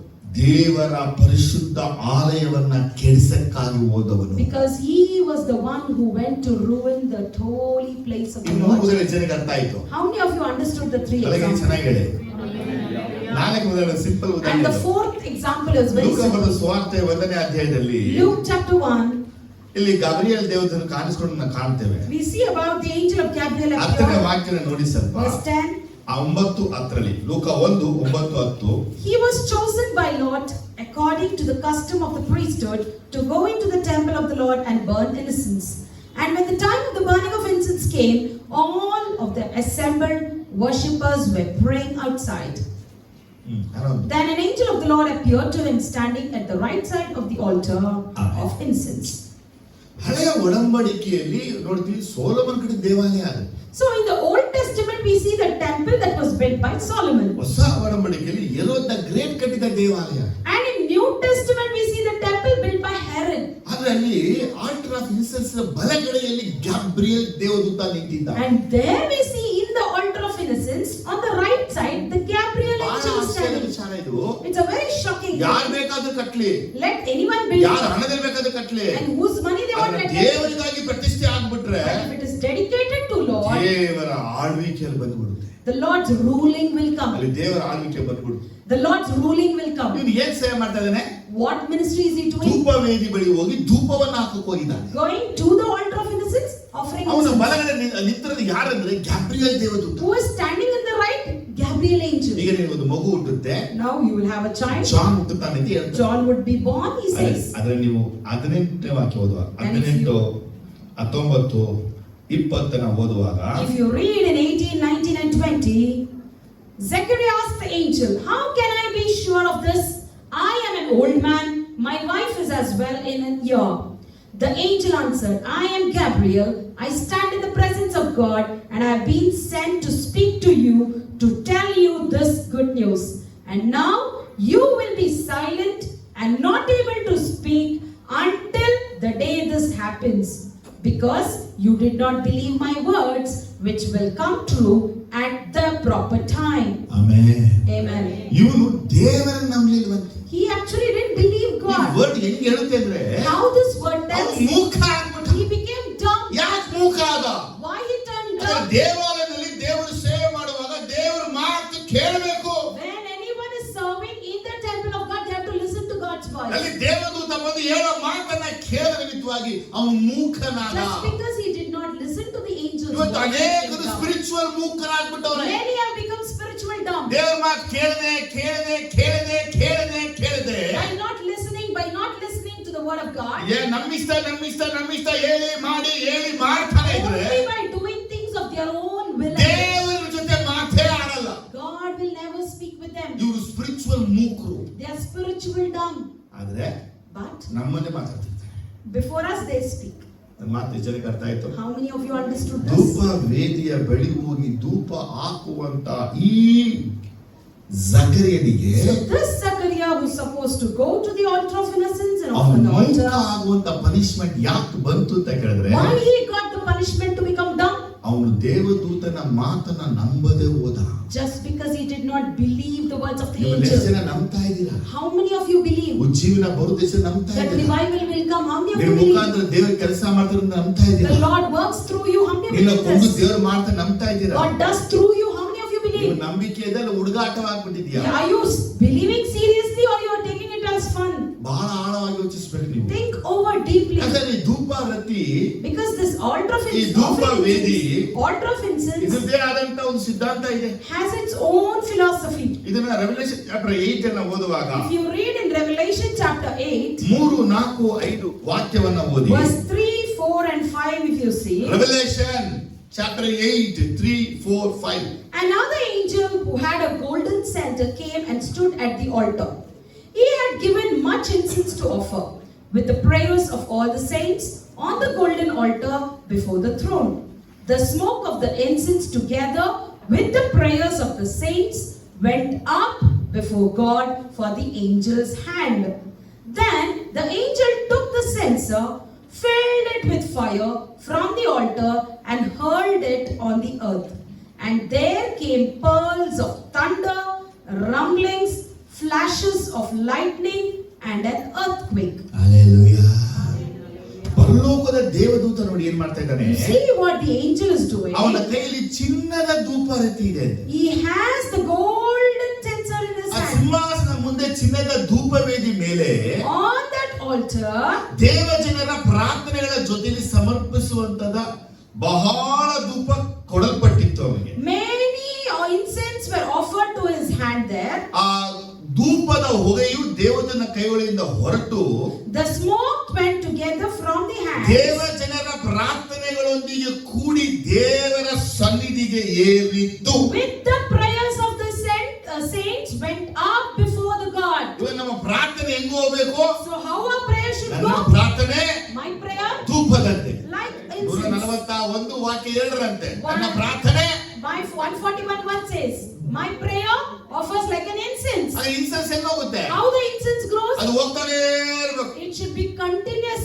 ಅದು continuous ಹೋಗುವಾಗ As it goes continuous, ದೇವದೂತನ ಕೈಗಳಿಂದ ಹೊರಟಂತ ದೇವ ಜನರ ಪ್ರಾರ್ಥನೆಗಳೊಂದಿಗೆ ಕೂಡಿ it will add on to the saints' prayer ದೇವರ ಸನ್ನಿಧಿ and reaches the presence of God. ಏರಿ ಹೋಯಿತು. It reaches ಇಲ್ಲಿಂದ ಪ್ರೇಯರ್ ಎಲ್ಲಿಗೆ ಹೋಗ್ತಾ ಇದೆ? from your where it is reaching. ಯಾರಿಂದ ಎಲ್ಲಿಗೆ ಹೋಗ್ತಾ ಇದೆ? From your to the angels, where it is reaching. ಚೆನ್ನಾಗಿ ಅರ್ಥ ಮಾಡ್ಕೋಬೇಕು. You have to understand it. ನಮ್ಮ ಪ್ರಾರ್ಥನೆ ಹೇಳ್ತಿಲ್ಲ. You should not say my ಅವ್ರು prayers are not ದೇವ್ರ here. It may not be ಅವ್ರು God's ಹೇಳ್ತಾರೆ will. ಮೌನಂ ಸಮ್ಮತಿ ನಫ್ಸನಂ. Somebody says silence is the acceptance of yes. ಆಗ ದೇವ್ರಿಗೆ ಉತ್ತರ ಕೊಟ್ಟೆ ದೇವ್ರ ನಂಗೆ ಏನ್ ಮಾಡ್ತಾರೆ? Okay ಅನ್ಬಿಟ್ಟವ್ರೆ. If God is not answering, it is okay then. ಅದು ಹೇಳ್ತಿದ್ರೆ ಮಾತ್ರ ಯೂಸ್ ಮಾಡ್ಕೊಳ್ಳಿ. You use that slogan only with your wife. ಅವನು ಹೂ ಅಂತೇಳು ಸಮ್ಮತಿ ಅಂದ್ಬಿಡಿ. If she says yes or no, you say consider ಅದೇ it. ದೇವರ ವಿಷಯದಲ್ಲಿ ಮಾತ್ರ ಆಗಲ್ಲ. But in the matter of God, it is impossible. ಇದು ಯಾಕೆ ತೋರಿಸ್ತಿದೆ? Why I am showing this? ಪರಲೋಕದಲ್ಲಿ ಇರುವ ದೇವದೂತನೇ ಮಾಡೋ ಕಾರ್ಯ ಹೇಗಿದೆ ನೋಡಿ. You see how the angel in the heaven is doing. ಆ ದೇವದೂತನು ಧೂಪಾರತಿನ ತೆಗೆದುಕೊಂಡು The angel took the incense ಯಜ್ಞವೇದಿಯ ಮೇಲಿದ್ದ ಕೆಂಡಗಳಿಂದ ತುಂಬಿಸಿ and filled it with the coal that was on the altar. ಪರಲೋಕದಲ್ಲಿ ಇರುವಂತ ಆಟಿರುವಂತ ಕೆಂಡವನ್ನ ತಕೊಂಡು ಅದಕ್ಕೆ ಧೂಪವನ್ನ ಪರಲೋಕದ ದೇವದೂತ ಹಾಕ್ತಾನೆ. The heavenly angel is taking the fire and putting it on from the altar and putting it on the censer. ನಾವ್ ಹಿಂಗ್ ಮಾಡ್ಬೇಕಿಲ್ಲ. What are we to do then? ಹಾಗೇನೆ We should do ಅವನು similarly. ಭೂಮಿ ಬಿಸಾಡಿದಾಗ As he was thrown to the hell, ಗುಡುಗುಗಳು, thunder, ವಾಣಿಗಳು, light, ಮಿಂಚುಗಳು, rumbling, flashes, ಭೂಕಂಪಗಳು earthquake ಉಂಟಾದವು. happened. ಇದು 4 ದೇವರು ನಮಗೆ ಉತ್ತರಿಸಿದ ಗುರುತುಗಳು. These 4 are the signs that shows that God has answered. ಆದರೆ ಪರಲೋಕದಲ್ಲೇ ಈ ಒಂದು ಸಿಸ್ಟಮ್ ಇದೆ. So in the heaven only there is the system. ಆದರೆ ಒಬ್ಬನು ಪರಿಶುದ್ಧ ಆಲಯವನ್ನ ಕೆಡಿಸಿದ್ರೆ ಅವನ ಕಥೆ ಏನು? If anyone is ruining the temple of the Lord, what is the story then? ನಾನು ನಿಮ್ಗೆ ಏಕೆ ಹೇಳಿದ್ರೆ Why I am telling you this is, ಬರೀ ಧೂಪ ವೇದಿ ಅನ್ನುವಂತ ಒಂದು ವಿಷಯದಲ್ಲೇ ಕರೆಕ್ಟ್ ಆಗಿಲ್ಲ ಅಂದ್ರೆ ದೇವರು ನಾಶ ಮಾಡ್ಬಿಡ್ತಾನೆ. only if you are not perfect in the matter of altar of innocence only God will destroy you. ಆದರೆ ನಾವು ಸಭೆಯಾಗಿರುವಂತರು ಸಭೆಯಲ್ಲಿರುವಂತರನ್ನ ಕೆಡಿಸಿದ್ರೆ ದೇವರು ಏನ್ ಮಾಡ್ತಾನೆ? So we as a church, if we ruining people in the church, what God may do? ಮೋಶೆ ಯಾಕೆ ಕಾನಾನ್ ದೇಶಕ್ಕೆ ಹೋಗ್ಲಿಲ್ಲ? Why Moses did not go to Canaan? ಅವನು ಬಂಡೆನ 2ನೇ ಸಲ ಹೊಡೆದ. Because he hit the rock twice. ನಾನು ಏನಕ್ಕೆ ಇದನ್ನ ರೀಕಾಲ್ ಮಾಡ್ತೀನಿ ಅಂದ್ರೆ, Why I am recalling this is, ದೇವರ ಪರಿಶುದ್ಧವಾದ ಆಲಯ ಯೇಸು ಆಗಿದ್ದಾಗ ಆತನು ಡಿಸ್ಟ್ರಾಯ್ ಮಾಡಿದನು. when God's most holy place was Jesus, he destroyed. ಮತ್ತೆ ಅದನ್ನ ಆತನು ಕಟ್ಟಿದ್ದಾನೆ. Again he rebuilt. ಅದು ಎಲ್ಲ ನಾವೇ. And we are ದೊರೆತದೆಲ್ಲ ನಾವೇ. we are it. ಇವತ್ತು ಈ ದೇಹವನ್ನ ಕೆಡಿಸ ದೇವರನ್ನ ಸುಮ್ಮನೆ They ಬಿಡಲ್ಲ. are ruining this body, God will not let them quiet. ಇವತ್ತು ಯಾರಿಗೂ ಅಂತ ಭಯ ಭಕ್ತಿ ಇಲ್ಲ. But no one has this fear. ಸುಮ್ಮನೆ ಒಂದು ಹೇಳ್ಬಿಡೋದು, Simply they speak. ಚಾಡಿ ಹೇಳ್ಬಿಡೋದು, They slander. ಕಿವಿ ಊದ್ ಬಿಡೋದು, They gossip. ಒಂದು ವಿಷಯ ಹೇಳ್ಬಿಡೋದೇನೋ, They say something. ಅವ್ರಿಗೆ ಇವ್ರಿಗೆ ಕೋಪ, And the other one get ಅವ್ರನ್ನ angry. ಕೊಂಡು ಇವ್ರಿಗೆ ಕೋಪ, ಇವ್ರನ್ನ And ಕೊಂಡು ಅವ್ರಿಗೆ both ಕೋಪ, are angry on each ಇವ್ರು other. ಅವನ್ನ ಕೆಡಿಸು, ಇವ್ರು ಅವನ್ನ ಕೆಡಿಸು. They ruin each other. ಆದ್ರೆ ಕೊನೆಗೆ ಏನಾಗುತ್ತೆ? But at last what ಈ happens? ಪರಿಶುದ್ಧ ಆಲಯವನ್ನ ಕೆಡಿಸಿಬಿಟ್ರು. They have ruined the holy temple. ಅದನ್ನ ಯೋಚನೆ ಮಾಡ್ಕೊಳ್ಳಿ. One thing you ಈ understand. ಆಲಯಕ್ಕೆ ನಿಮ್ಮಿಂದ ಏನಾದ್ರೂ ಕೊಡುಗೆ ಕೊಡಕ್ಕಾಗಲ್ಲ ಅಂದ್ರೆ, If you are unable to give anything for the temple, ಅದು ನಿಮ್ಮ ಪರಿಶುದ್ಧತೆಯನ್ನು ಕೊಟ್ಟು ಆಲಯವನ್ನ ಬೆಳೆಸಿ. by giving your holiness, you grow the church. ಎಷ್ಟು ಜನಕ್ಕೆ ಅರ್ಥ ಇದೆ? How many have understood this? ಕೊಡುಗೆ ನಿಮ್ಮಿಂದ ಕೊಡಕ್ಕಾಗಲ್ಲ. Your contribution, you cannot ಅದು contribute. ನಿಮ್ಮ ಪರಿಶುದ್ಧ ಕೊಡಿ. Give your holiness. ನೀವು ಎಷ್ಟು ಪರಿಶುದ್ಧವಾಗಿರ್ತೀರೋ, To what extent you are holy, ಆದರೆ ನೀವು ಇನ್ನೊಬ್ಬರನ್ನ ಕೆಡಿಸುವಂತ ಕಾರ್ಯ ಮಾಡಬೇಕು. but you should not involve in ruining others. ಅನೇಕರು ಏನ್ ಮಾಡ್ತಾರೆ? Many what they do is, ವಿಶ್ವಾಸನ ಕೆಡಿಸ್ತಾರೆ, they ruin the believers, ಸೇವಕರನ್ನ they ಕೆಡಿಸ್ತಾರೆ, ruin the preachers, ಸೇವಕರ ಹೆಂಡತಿಯನ್ನ they ಕೆಡಿಸ್ತಾರೆ, ruin their wives, ವಿಶ್ವಾಸ ಹೆಂಡತಿಯನ್ನ they ಕೆಡಿಸ್ತಾರೆ, ruin the believer's wife, ಸಭೆ ಬರುತ್ತಾ ಹೊಸವರನ್ನ ಕೆಡಿಸ್ತಾರೆ. new believers they ruin. ಬರೀ ದೇಹದಲ್ಲಿ ಮಾಡುವಂತ ಪಾಪದ ಬಗ್ಗೆ ಹೇಳ್ತಾ ಇಲ್ಲ, I'm not speaking about physical sin ಅದನ್ನೆಲ್ಲ ಹೇಳೋದು. by saying all unwanted ಹಳೆ things, ಸ್ಟೋರಿಗಳನ್ನ ಇಂಟ್ರೊಡ್ಯೂಸ್ ಮಾಡೋದು. introducing the old stories. ಯಾವುದೋ ನಡೆದ ಕತೆ ಮಣ್ಣಾಗಿ ಹೋಗ್ಬಿಟ್ಟಿರುತ್ತೆ, There's some incident that has already been buried, ಅದನ್ನ ತಗೊಂಡು ಬಂದವ್ರು ಹಿಂಗಾಯ್ತಂತೆ ಅಂತ and ಹೇಳೋದು. again bringing that story and telling it to them. ಇದೆಲ್ಲ ಏನಂದ್ರೆ All these things are, ದೇವ ಪರಿಶುದ್ಧ ಆಲಯವನ್ನ ನಾಶ ಮಾಡ್ತಾರೆ. that is, you are destroying the holy temple of ನಿಮ್ಮಲ್ಲಿ God. ಯಾರುವೆ ಇನ್ನೊಬ್ಬ ವಿಶ್ವಾಸಿಗೆ ತಡೆಯಾಗಿ ವಿಘ್ನವಾಗಿ ಇರಬಾರದು.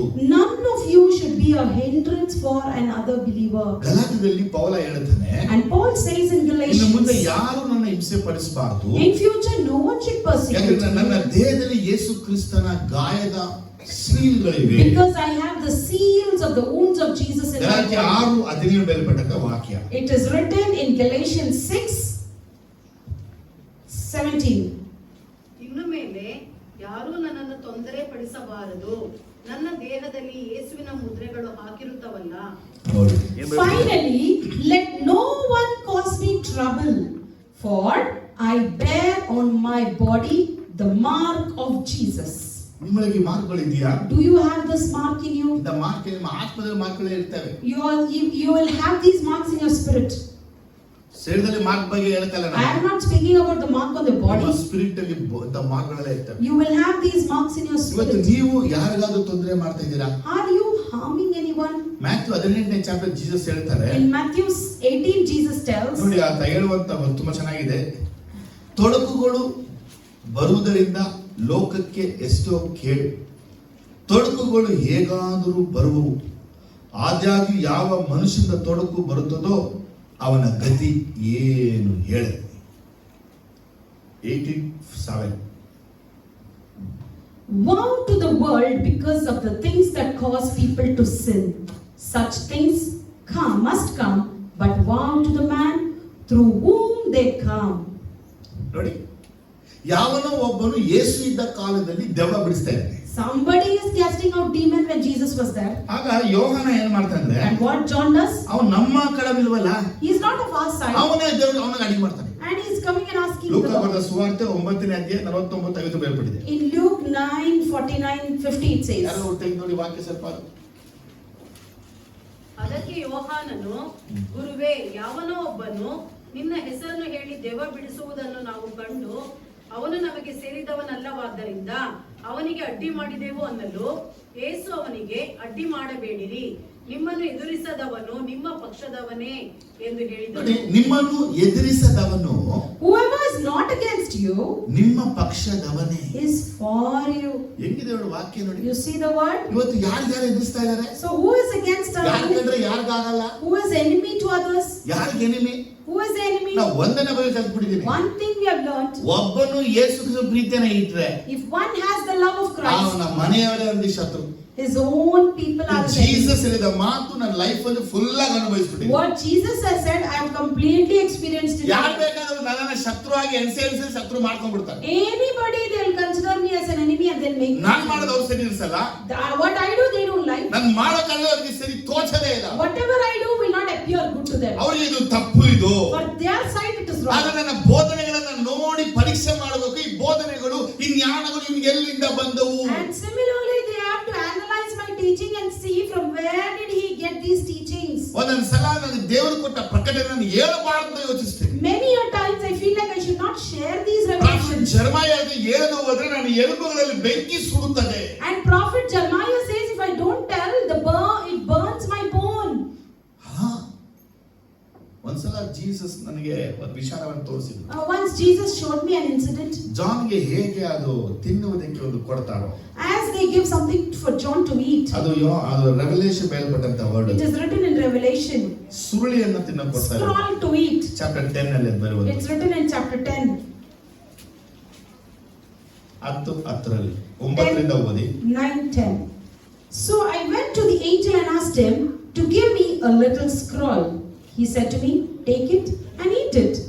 It will turn your stomach sour, but in your mouth it will be as sweet as honey. I took the little scroll from the angel's hand and ate it. It tasted as sweet as honey in my mouth, but when I had eaten it, my stomach turned sour. Then I was told, you must prophesy again about many people, nations, languages and kings.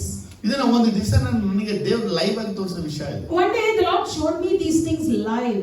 ಈ ವಿಚಾರನು ಧ್ಯಾನಿಸ್ತಾ ಇರುವಾಗ ದೇವರು ನನಗೆ ದರ್ಶನವನ್ನ ಕೊಟ್ಟು ಜೊತೆ ಮಾತಾಡ್ತಾ ಇದ್ದ. When I was meditating this, the Lord showed me a vision. ಆ ಸುಳ್ಳಿನ ವರ್ಡ್ ಆಫ್ ಗಾಡ್ ಅನ್ನ ನಾನು ಲೈವ್ ಆಗಿ ತಿಂದಂತ ಒಬ್ಬ ಅಲ್ಪನಾದಂತ ಮನುಷ್ಯ.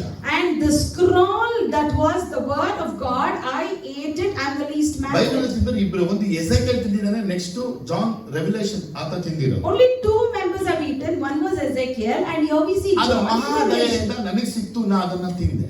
And with grace I got and I ate it. ಇಲ್ಲಿ ವರ್ಡ್ ಟೇಕ್ ಇಟ್ ಅನ್ನುವಂತ word beautiful word. And here the word is take it.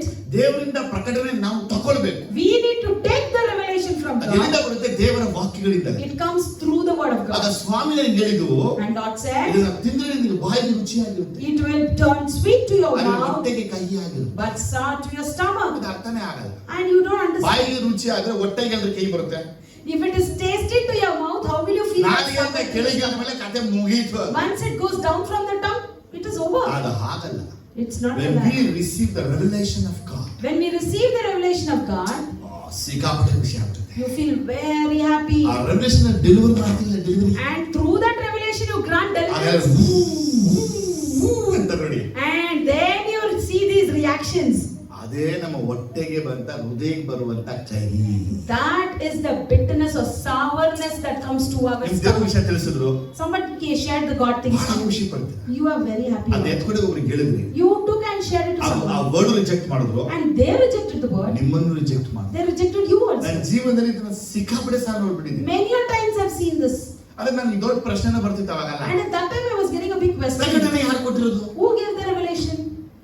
ಪ್ರಕಟಿಸಿದ ಯಾರು? Who revealed it? ಇವಾಗ ಎಲ್ಲರೂ ಕೋಪ ಯಾರ ಮೇಲೆ ಬರಬೇಕು? So with whom they should get angry then? ಕೋಪ ಯಾರ ಮೇಲೆ? On whom are they showing? ಅಲ್ಲಿ ಕಚ್ಚೋದು, Biting the teeth. ಸರಿ ಇಲ್ಲ ಅನ್ನೋದು, Saying it's not ಮನೆಗೆ correct. ಸೇರಿಸ್ಬೇಡ ಅಂತ ಹೇಳೋದು, Don't let him in. ಇದು ಮಾತು ಬಿಟ್ಬಿಡೋದು, Stop talking to him. ಆ ಕಡೆ ಹೋಗೋ ಬಾಗಿಲು ಮುಚ್ಚಿಬಿಡೋದು, Close off the door when he goes. ನನ್ನ ಮೇಲೆ ವೈರಾಗ್ಯ. They have anger on me. ಓ ನನಗೆ ಹೇಳ್ತಾವನೆ. Oh, he's telling something to me.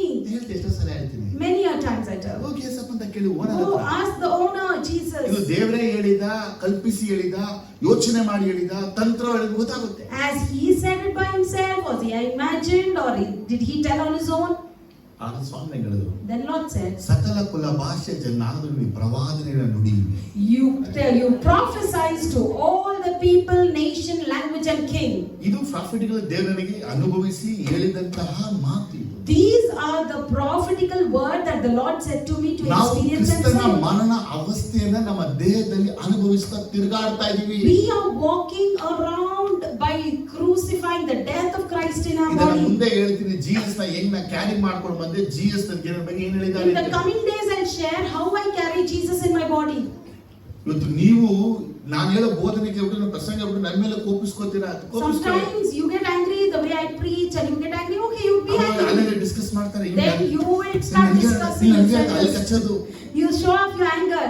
ಹಿಂಗೆಲ್ಲ ಹೇಳ್ತಾನೆ, ಹಂಗೆಲ್ಲ ಹೇಳ್ತಾನೆ. He's telling like this, like that. ಈ ಬೈಬಲ್ ಓದಿಲ್ವಾ? Have you not read in the ಪ್ರವಾದಿ Bible? ಯೆರೆಮೀಯ ಮಾತು ಕೇಳಿಲ್ವಾ? Have you not heard Jeremiah? ಯೆರೆಮೀಯ ಹಿಂಸೆ ಆಗಿಲ್ವಾ? Was not Jeremiah prophesy? ಯೆರೆಮೀಯನು ಊಹಿಸಿ ಹೇಳ್ತಾ ಇದ್ದ. Jeremiah imagine and speak. ದೇವರ ವಾಕ್ಯ ಉಂಟಾಯ್ತು. How did the word exist? ದೇವರ ಜೊತೆ ಮಾತಾಡ್ತಾರೆ ಹೇಳ್ತೀನಿ. The Lord spoke and I say. ಅವ್ರು ಹೇಳಿದ್ನ ಹೇಳ್ತೀವಿ. What he said, I said. ಅದು ಹಿಂಸೆ ಯಾರಿಗೆ? For whom is the persecution? ಹೇಳೋರಿಗೆ.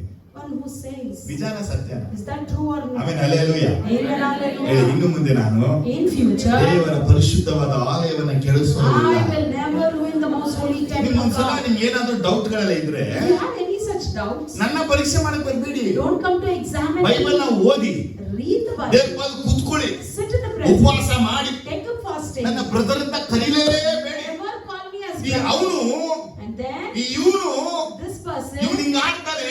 does this. ಯೇಸಪ್ರಭು ಕೇಳಿ Go ask Jesus. ಅವ್ರು ಹೇಳ್ತಾರೆ. He will tell. ಏನಂತ ಮಿಸ್ಪ್ರಿಯ ಅದನ್ನ ಬಿಟ್ಬಿಟ್ಟು Instead, ಇವನು ಊಹಿಸಿ ಹೇಳ್ದ, he imagined and ಕಲ್ಪಿಸಿ said. ಹೇಳ್ದ, He is telling on his own. ಕೇಳ್ಕೊಂಡು ಹೇಳ್ದ. He heard and he ಒಬ್ಬರಿಗೆ ಒಂದು said. ಪ್ರಕಟಣೆ ಕೊಟ್ಟಾಗ When I give some revelation, ಅವ್ರ ಮೇಲೆ ಭಯಂಕರ ಜಗಳ ಅಂದ್ರೆ they ಗಲಾಟೆ. had a big fight at home. ನೀನೇ ಅವ್ರಿಗೆ ಹೇಳ್ಬಿಟ್ರು, You only went and told them. ನೀನೇ ಹೇಳ್ಬಿಟ್ರು. You went and told. ಆಗ ನಾವು ಒಂದ್ಸಲ ಹೇಳಿದೆ, And I said, ನಿಮ್ಮ ಮನೆಯಲ್ಲಿ ಬೆಡ್ರೂಮ್ ಅಲ್ಲಿ ನೀನ್ ಹೆಂಡತಿ ಪಕ್ಕ ಮಲ್ಕೊಂಡಿರೋದೇ ನನ್ನ ಕಣ್ಣು ಕಾಣುತ್ತೆ, ಇದು ದೊಡ್ಡ ವಿಷಯನೇ ಇಲ್ಲ ಬಿಡಪ್ಪ. I can see when you sleep with your wife in the room. This is not at all a big ನಿನ್ನ matter. ಹೆಂಡತಿಗೆ ಕುಚ್ಚು ಕಚ್ಚಿನ ಮಾತಾಡಿದ್ರೆ ನನ್ನ ಕಿವಿ ಕ್ಲೀನ್ ಆಗಿ ಕೇಳಿಸುತ್ತೆ. When you speak to your wife so silently, I can clearly hear it. ಆಯ್ಕೆ ನಿನ್ನ heart ಅನ್ನ ನಾನು ಕ್ಲೀನ್ ಸ್ಕ್ಯಾನ್ ಮಾಡಿ ಹೇಳ್ಬಿಡ್ತೀನಿ ಇದೇ ವಿಚಾರ ಅಂತ ಹೇಳಿ. I can scan your heart clearly and say this is the ಅದೇ thing. ದೇವರು ನೀ ಇದನ್ನ ಕೊಟ್ಟದ್ದು But Lord has given me this ಸ್ವಾರ್ಥಕ್ಕಾಗಿ ಅಲ್ಲ. not for my selfish ಅವ್ರು cause. ಹೇಳಿದ್ರೆ ಮಾತ್ರ ಉಪಯೋಗಿಸು. Only if He tells we will use. ಏನ್ ಹೇಳ್ತೀರಾ? What do you say? ಇಲ್ವಾ? Is it correct? ಆದ್ರೆ ನಾವೆಲ್ಲ ಒಂದಾಗಿಲ್ದ ಒಂದೊಂದಾಗ್ತಾ ಇದೀವಿ. Why are we not united? We are separated. ಕಲಿಬೇಕು. We should learn. ಪಕ್ಕ ಇದ್ದಾರೆ ನೋಡಿ, Someone is next to ಅವ್ರನ್ನ you. ಕೈ ಕೊಟ್ಟು ಎತ್ತಿ, Give your hands and raise ವಾಕ್ಯದಲ್ಲಿ them. ಬಲಪಡಿಸಿ, Strengthen them in ಪ್ರಾರ್ಥನೆಯಲ್ಲಿ words. ಬಲಪಡಿಸಿ, Strengthen them in ಉಪವಾಸ ಮಾಡಿ prayer. ಬಲಪಡಿಸಿ, Take up fasting. ದೇವರಿಗಾಗಿ ಅಂತ ಹೇಳಲಿ, Let them ವೈರಾಗ್ಯಗೊಳ್ಳಲಿ. Let them be. ನೀವು ಜೀವನದಲ್ಲಿ ದೇವರಿಗಾಗಿ ಏನಾದರೂ ಮಾಡಲಿ. Let them do something for the revival in Christ. ಅದನ್ನ ಬಿಟ್ಬಿಟ್ಟು Instead, ಅಬಡಿ ಮನೆ like ಬಿಡಿ ಮನೆ this, like that, ಅಂದ್ಬಿಟ್ಟು if you speak, ಅದು ತಾನು ಬಿಡಿಕಿರ್ಲ. so only I don't like. ನೀನ್ ಲೈಕ್ ಡಿಸ್ಲೈಕ್ ಯೂಟ್ಯೂಬ್ ಫೇಸ್ಬುಕ್ ನಮಗೆ like dislike. If you like or dislike, is that a channel or YouTube for us? ದೇವರು God, ದೂಷಕನು ಕೊಲೆಗಾರನು ಆಗಿದ್ದ ನನ್ನನ್ನ the blamed and murderer me, ನಂಬಿಗಸ್ತಾದ ಎಣಿಸಿ considered me ನನ್ನ faithful, ಪರಿಶುದ್ಧವಾದ ಸೇವೆಯನ್ನು ಕೊಟ್ಟರು ಅಂತ and ಪೌಲ he ಹೇಳಿದ. gave his holy service or ministry. he ನಾವು ಆ says. ಎರಡು ಇಲ್ವಲ್ಲ. We are not the both. ಪೌಲ ಕೊಲೆಗಾರನ ಕೊಲೆ ಮಾಡಿಲ್ಲ, Paul was a murderer, I didn't murder. ದೂಷಣೆ ಮಾಡಿಲ್ಲ. He deceived, I didn't. ಅವನಿಗೇನೆ ದೇವರು ಪವಿತ್ರ ಸೇವೆ ಕೊಟ್ಟಿದ್ದಾರೆ ಅಂದ್ರೆ For him, God has given the holy ministry ನನಗೆ needs. ದೇವರು ಪರಿಶುದ್ಧ ಸೇವೆ ಕೊಟ್ಟಿದ್ದಾರೆ. Will He not give it to me then? Amen. Amen. ಅವ್ರನ್ನ ಮಾತನ್ನ ಹೇಳಿದ್ರು, Someone said like ನೀನು this. ಯಾವ ಸ್ಟೇಜ್ ಅಲ್ಲಿ ನಿಂತು ಪ್ರಸಂಗ ಮಾಡಕ್ಕೆ, Who are you to stand up? ನೀನು ಯಾವ ಕೊಟ್ರ ಅಧಿಕಾರ Who ಇದೆಲ್ಲ gave ಹೇಳಕ್ಕೆ? you the right to speak? ನನಗೆ ಇದು ಹೇಳುವಾಗ ಯೇಸು ನೆನಪಿಬಿಡ್ತು. When I heard this, I thought of John the Jesus. ಬ್ಯಾಪ್ಟಿಸ್ಟ್ಗೆ ಬ್ಯಾಪ್ಟಿಸಂ ಕೊಡುವುದು ಎಲ್ಲಿಂದ ಬಂದಿದ್ದು ಕೇಳಿದ್ರಲ್ಲ, When John the Baptist was baptized, they asked, from where did you come? ಆ ವಿಷಯ ನೆನಪಿಬಿಡ್ತು ನನಗೆ. That incident came to my mind. ಒಂದು ವಿಷಯ ಮುಗಿಸ್ಬಿಡ್ತು. I'll conclude one thing. ಸೇವೆ ಒಳಗೆ ನಾನು ಬರಲಿಲ್ಲ. I didn't come in the ministry. ಇವತ್ತು ಹೇಳ್ಬೇಕು ಅನಿಸ್ತಾ. Today I felt like saying, ನನಗೆ ಚೆನ್ನಾಗಿ ಓದ್ಬಿಟ್ಟು ಕಮಿಷನರ್ ಆಗೋದು ತುಂಬಾ ಆಸೆ. I had a desire to read, study well and become a ಆ commissioner. ಟೈಮ್ ನೋಡಿದ ಫಿಲಿಂಗಳು ಸ್ವಲ್ಪ ನೆನಪು. On those days, the movies that I thought I recall. ಒಳ್ಳೆ ಬಾಡಿ ಎಲ್ಲ ಬಿಲ್ಟ್ ಮಾಡಿ I have with good physique. Commissioner ಆಗಿ I will become a ರೌಡಿಗಳನ್ನ commissioner. ಹೊಡೆದು ಒಳಗೆ ಹಾಕಪ್ಪ. I have to hit the rowdies and put them in prison. ತುಂಬಾ ಆಸೆ ಪಟ್ಟು That was the desire ಓದ್ತಾ ಇದ್ದೆ. I was reading. ಆದ್ರೆ ದೇವರ ಸಲಹೆ ನನಗೆ ಹೇಳಿದ್ರು, And once Lord said to me, ನನ್ನ ಎಸ್ಎಲ್ಸಿ ಮುಗಿದಾಗಲೇನೆ after completing ನಾನು SSLC, ಸೇವೆಗಾಗಿ ಕರೆದಿದ್ದೀನಿ. I have called you in ministry. ಅದು ನನಗೆ 13 ವರ್ಷದ ದೇವ್ರ ಕಡೆ ಚೆನ್ನಾಗಿ ಗೊತ್ತು. I know that when He called me in my ನಾನು ಹೇಳಿದೆ, 13 years, I said, ಓದ್ಬಿಟ್ಟು after studies, ನಾ ಬರ್ತೀನಿ. and come.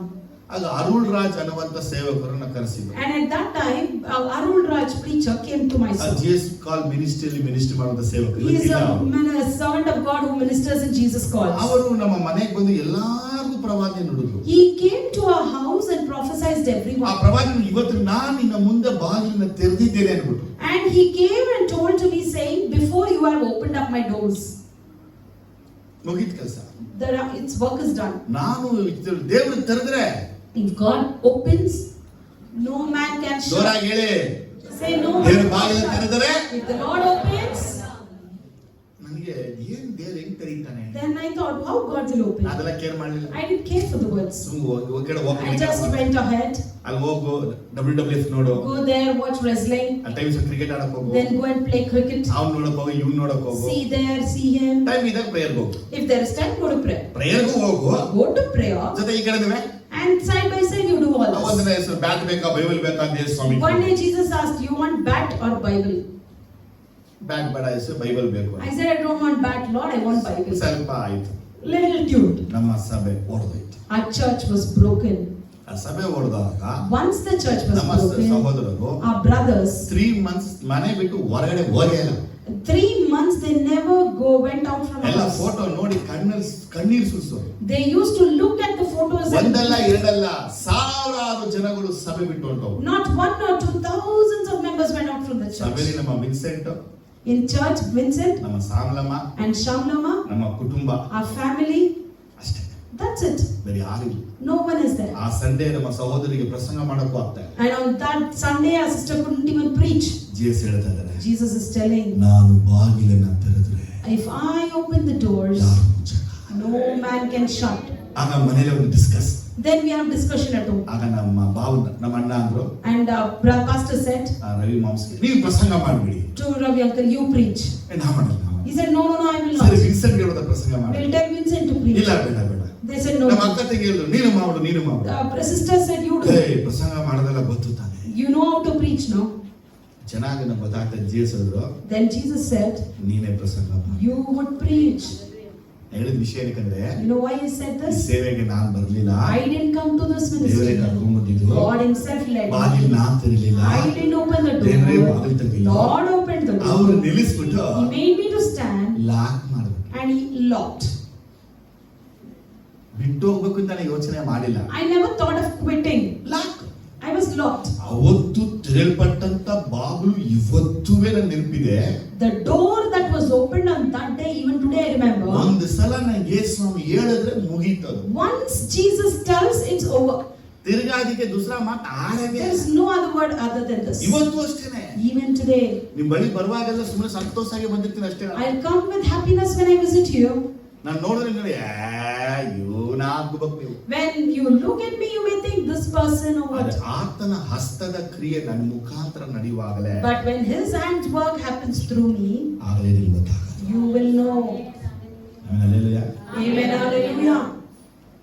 ನಾನು ಯಾರಿಗೂ ಬೇಸರ ಪಡಿಸಕ್ಕೆ ಹೇಳ್ತೀನಿ. I'm not here to speak and hurt ನನಗೆ anyone. ಬಾಗಿಲನ್ನ ತೆರೆದು ಸಭೆ ಒಳಗೆ ಸೇವಕನಾಗಿಟ್ಟಂತ ದೇವರು The Lord who opened the doors for me and made me as a preacher in this church. ಬಾಗಿಲನ್ನ ತೆರೆದು ಒಳಗಿಟ್ಟಿದ್ದಾರೆ. The Lord has opened the doors for you and He has placed you ಈಗ in. ನಾನು ಹೊರಗಡೆ ಹೋಗಬಾರ್ದು, ನೀವು ಹೊರಗೆ ಹೋಗಬೇಕು. And now even I should not go out, even you should not go ಈ out. ಸಭೆಯಲ್ಲಿ ನಾನು ಬೇರೂರಿ ಫಲಗಳನ್ನ ಕೊಡಬೇಕು. And in this church I should be deep rooted and I should bear fruits. ಹಾಗೆ ನಿಂತ್ಕೊಳ್ಳಿ. So let's arise. ಕೈಗಳನ್ನು ಮೇಲೆ ಎತ್ತಿಕೊಂಡು Let's lift our hands up ನಿಮ್ಮನ್ನು ಒಪ್ಪಿಸಿಕೊಡಿ. and commit yourself. ಇಲ್ಲಿ ತನಕ ನೀವು ಒಪ್ಪಿಸಿಕೊಳ್ಳದೆ ಹೋಗಿ. Till now if you have not committed, ಒಪ್ಪಿಸಿಕೊಡ್ಬೇಡಿ. now you commit. ಒಂದು ವಿಷಯ ಹೇಳ್ಬಿಡ್ತೀನಿ. One thing I tell ಒಂದು you. ವೇಳೆ ನನಗೆ ಯೇಸುವೆ ನಾನು ಬಿಟ್ಬಿಡ್ತೀನಿ, ಬಿಟ್ಟು ಹೋಗ್ತೀನಿ ಹೇಳಿದ್ರೆ, In case if you have said Jesus, it's enough. I don't want Jesus ನೀವು ಹೇಳಿದ್ರೆ, If you have said I don't want Jesus. I live in Jesus ministry, a Jesus church ನೀವು ಹೇಳಿದ್ರೆ, If you have said I quit Jesus, I quit the ministry, if you have said. ನನಗೆ ಯೇಸು ಬೇಡ ಸಭೆ ಬೇಡ ಅಂತ ಹೇಳಿದ್ರೆ, If you have said I don't want ಆ Jesus. ಸಭೆಯನ್ನು ಬಿಟ್ಟು ಹೋಗ್ತೀನಿ ಹೇಳಿದ್ರೆ, If you have said I leave the church. ಅವ್ರ ಬಗ್ಗೆ ಅವ್ರ ಹತ್ರ ಕ್ಷಮಾಪಣೆ ಕೇಳ್ಬಿಡಿ. You ask forgiveness to Him. ನಿನ್ನನ್ನು ಅವ್ರು ಕರ್ಕೊಂಡು ಬಂದಿರು. He has brought you ಕೈಗಳ here. ಎತ್ತಿಕೊಂಡು So ಕ್ಷಮಾಪಣೆ. lift your hands and ask ತಪ್ಪು ಮಾಡಿ forgiveness. ಕ್ಷಮಾಪಣೆ ಕೇಳೋಕೆ ಅಷ್ಟೇ. You ಸುತ್ತ should, if ಕ್ಷಮಾಪಣೆ you have done ಕೇಳಿ. mistake, ask forgiveness. ನಿನ್ನ ಕರೆದಂತ ದೇವರು The ನಮಗೆ Lord, you are who called me and you are faithful. ನಿನ್ನ ಕಡೆ ತನಕ ನಡೆಸ್ತಾನೆ, ಕೈ You ಬಿಡುವುದಿಲ್ಲ. will lead me till the end and He will not forsake ದೊರೆನ ವೈಫ್ ಅದನ್ನ ಮಾತನ್ನ ಹೇಳ್ತಾ ಇದ್ದಾರೆ. The Lord is telling to sister there, sister ಅರಿಕೆಮೇರಿ ಸಿಸ್ಟರ್ ಹೇಳ್ತಾ ಇದ್ದಾರೆ, Sister Arakimeri, ಕಾರಣ ದೇವರು ನಂಬಿಗಸ್ತನು ಕೈ ಬಿಡುವುದಿಲ್ಲ.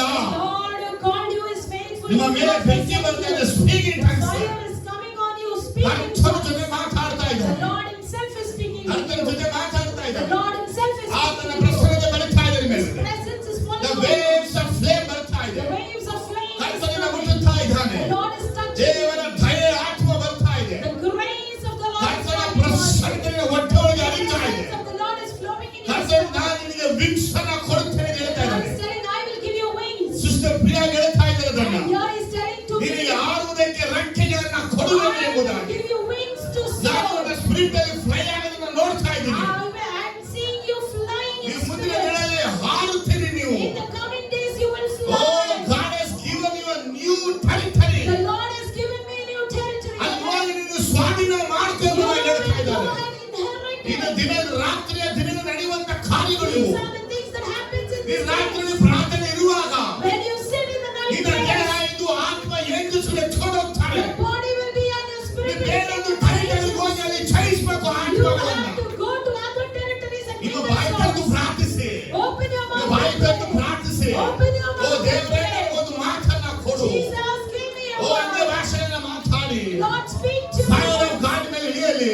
Let the fire of ದೇವರ God Prasanna ತುಂಬಲ್ಪಡಿ. The presence of God ನಾನು be ನಿನ್ನ filled. ಹೃದಯವನ್ನ ಸಮಾಧಾನ ಪಡಿಸುವನು ಹೇಳ್ತಾ ಇದ್ದಾನೆ. I will console your heart. ಓ ನಮ್ಮ ಕೃಷ್ಣ ರಾಯ್ಸ್ ಹೇಳ್ತಾ ಇದ್ದಾರೆ, Christina sister is saying, ನಾನು ನಿನ್ನ ಹೃದಯವನ್ನ ಸಮಾಧಾನ ಪಡಿಸುವೆನು. I will console your ನಿನ್ನ heart. ಒಳಗೆ ಅನೇಕ ದುಃಖಗಳು ಉಂಟು, You have so much of ನಿನಗೆ pain. ವೇದನೆಗಳು ಉಂಟು. You have suffering in you. ನೀವು ಹೋದ ಕರೆಯಿಂದ ಉತ್ತರ ಸಿಗಲಿಲ್ಲ. Wherever you go, you don't have answer. ನನ್ನ ಮಗಳೇ ನಾನು ಜೊತೆ ಮಾತಾಡ್ತಾ ಇದ್ದೀನಿ. God was speaking to fire you. ನಡೀತಾ ಇದೆ. Fire is descending. ಫೈರ್ ನಡೀತಾ ಇದೆ. Fire is ನಿನ್ನ descending. ಹೃದಯಕ್ಕೆ ಸಮಾಧಾನ ಕೊಡುವೆನು I will give peace to your heart. ಅಂತ ಹೇಳ್ತಾ ಇದ್ದಾನೆ. He says, ಬೇಡ, don't want. ನನ್ನ ಪಾದದಲ್ಲಿರು, You be my ಚಿಂತೆ son. ಮಾಡಬೇಡ, Never worry. ಚಿಂತೆ ಮಾಡಬೇಡ. Don't worry. ಈಗ ಕರ್ತನ ಪ್ರಸನ್ನತೆ The Lord's ನಿನ್ನ presence. ಹಾರ್ಟ್ ಅನ್ನ ಟಚ್ ಮಾಡ್ತಾ ಇದೆ. Touch your heart. ನಿನ್ನ ಹಾರ್ಟ್ ಟಚ್ ಮಾಡ್ತಾ ಇದೆ. Touch your heart. Speaking tongues ಪವಿತ್ರಾತ್ಮ ಭರಿತರಾಗಿ ಮಾತಾಡಿ. Be filled with ನಿನ್ನ the Holy ಹಾರ್ಟ್ Spirit. ಒಂದು ಕ್ಲಿಯರ್ ಆಗ್ತಾ ಇದೆ. And your heart is clearing.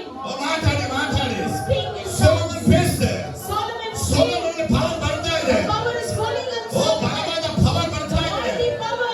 Jesus ಹೇಳ್ತಾ ಇದ್ದಾರೆ ಅವನಿಗೆ, Jesus is telling, I will use you. I will use Solomon, I will use you. you. ನನಗಾಗಿ ಆರಿಸಿಕೊಂಡಿದ್ದೇನೆ I ನಿನ್ನನ್ನ. have chosen O you. ನನ್ನ ಮಗಳೇ ರಾಜೇಶ್ವರಿ, His daughter ನನ್ನ Rajeshwari. ನಂಬಿಕೆಯನ್ನು ದೃಢವಾಗಿ ಇರು. Be firm in your faith. ನನ್ನ ನಂಬಿಕೆಯನ್ನು ದೃಢವಾಗಿ ಇರು. Be firm in my faith. ನಿನ್ನ ಪ್ರಾರ್ಥನೆಗಳ ಕೋರಿಕೆಗೆ ತಕ್ಕ ಉತ್ತರ ನಿನಗೆ ಕೊಡುವೆನು. I will give you answer for all your prayers. ಜನಗಳು ಆಶ್ಚರ್ಯ ಪಡುವ ರೀತಿಯಲ್ಲಿ People will be shocked. ನಿನ್ನ ಜೀವನ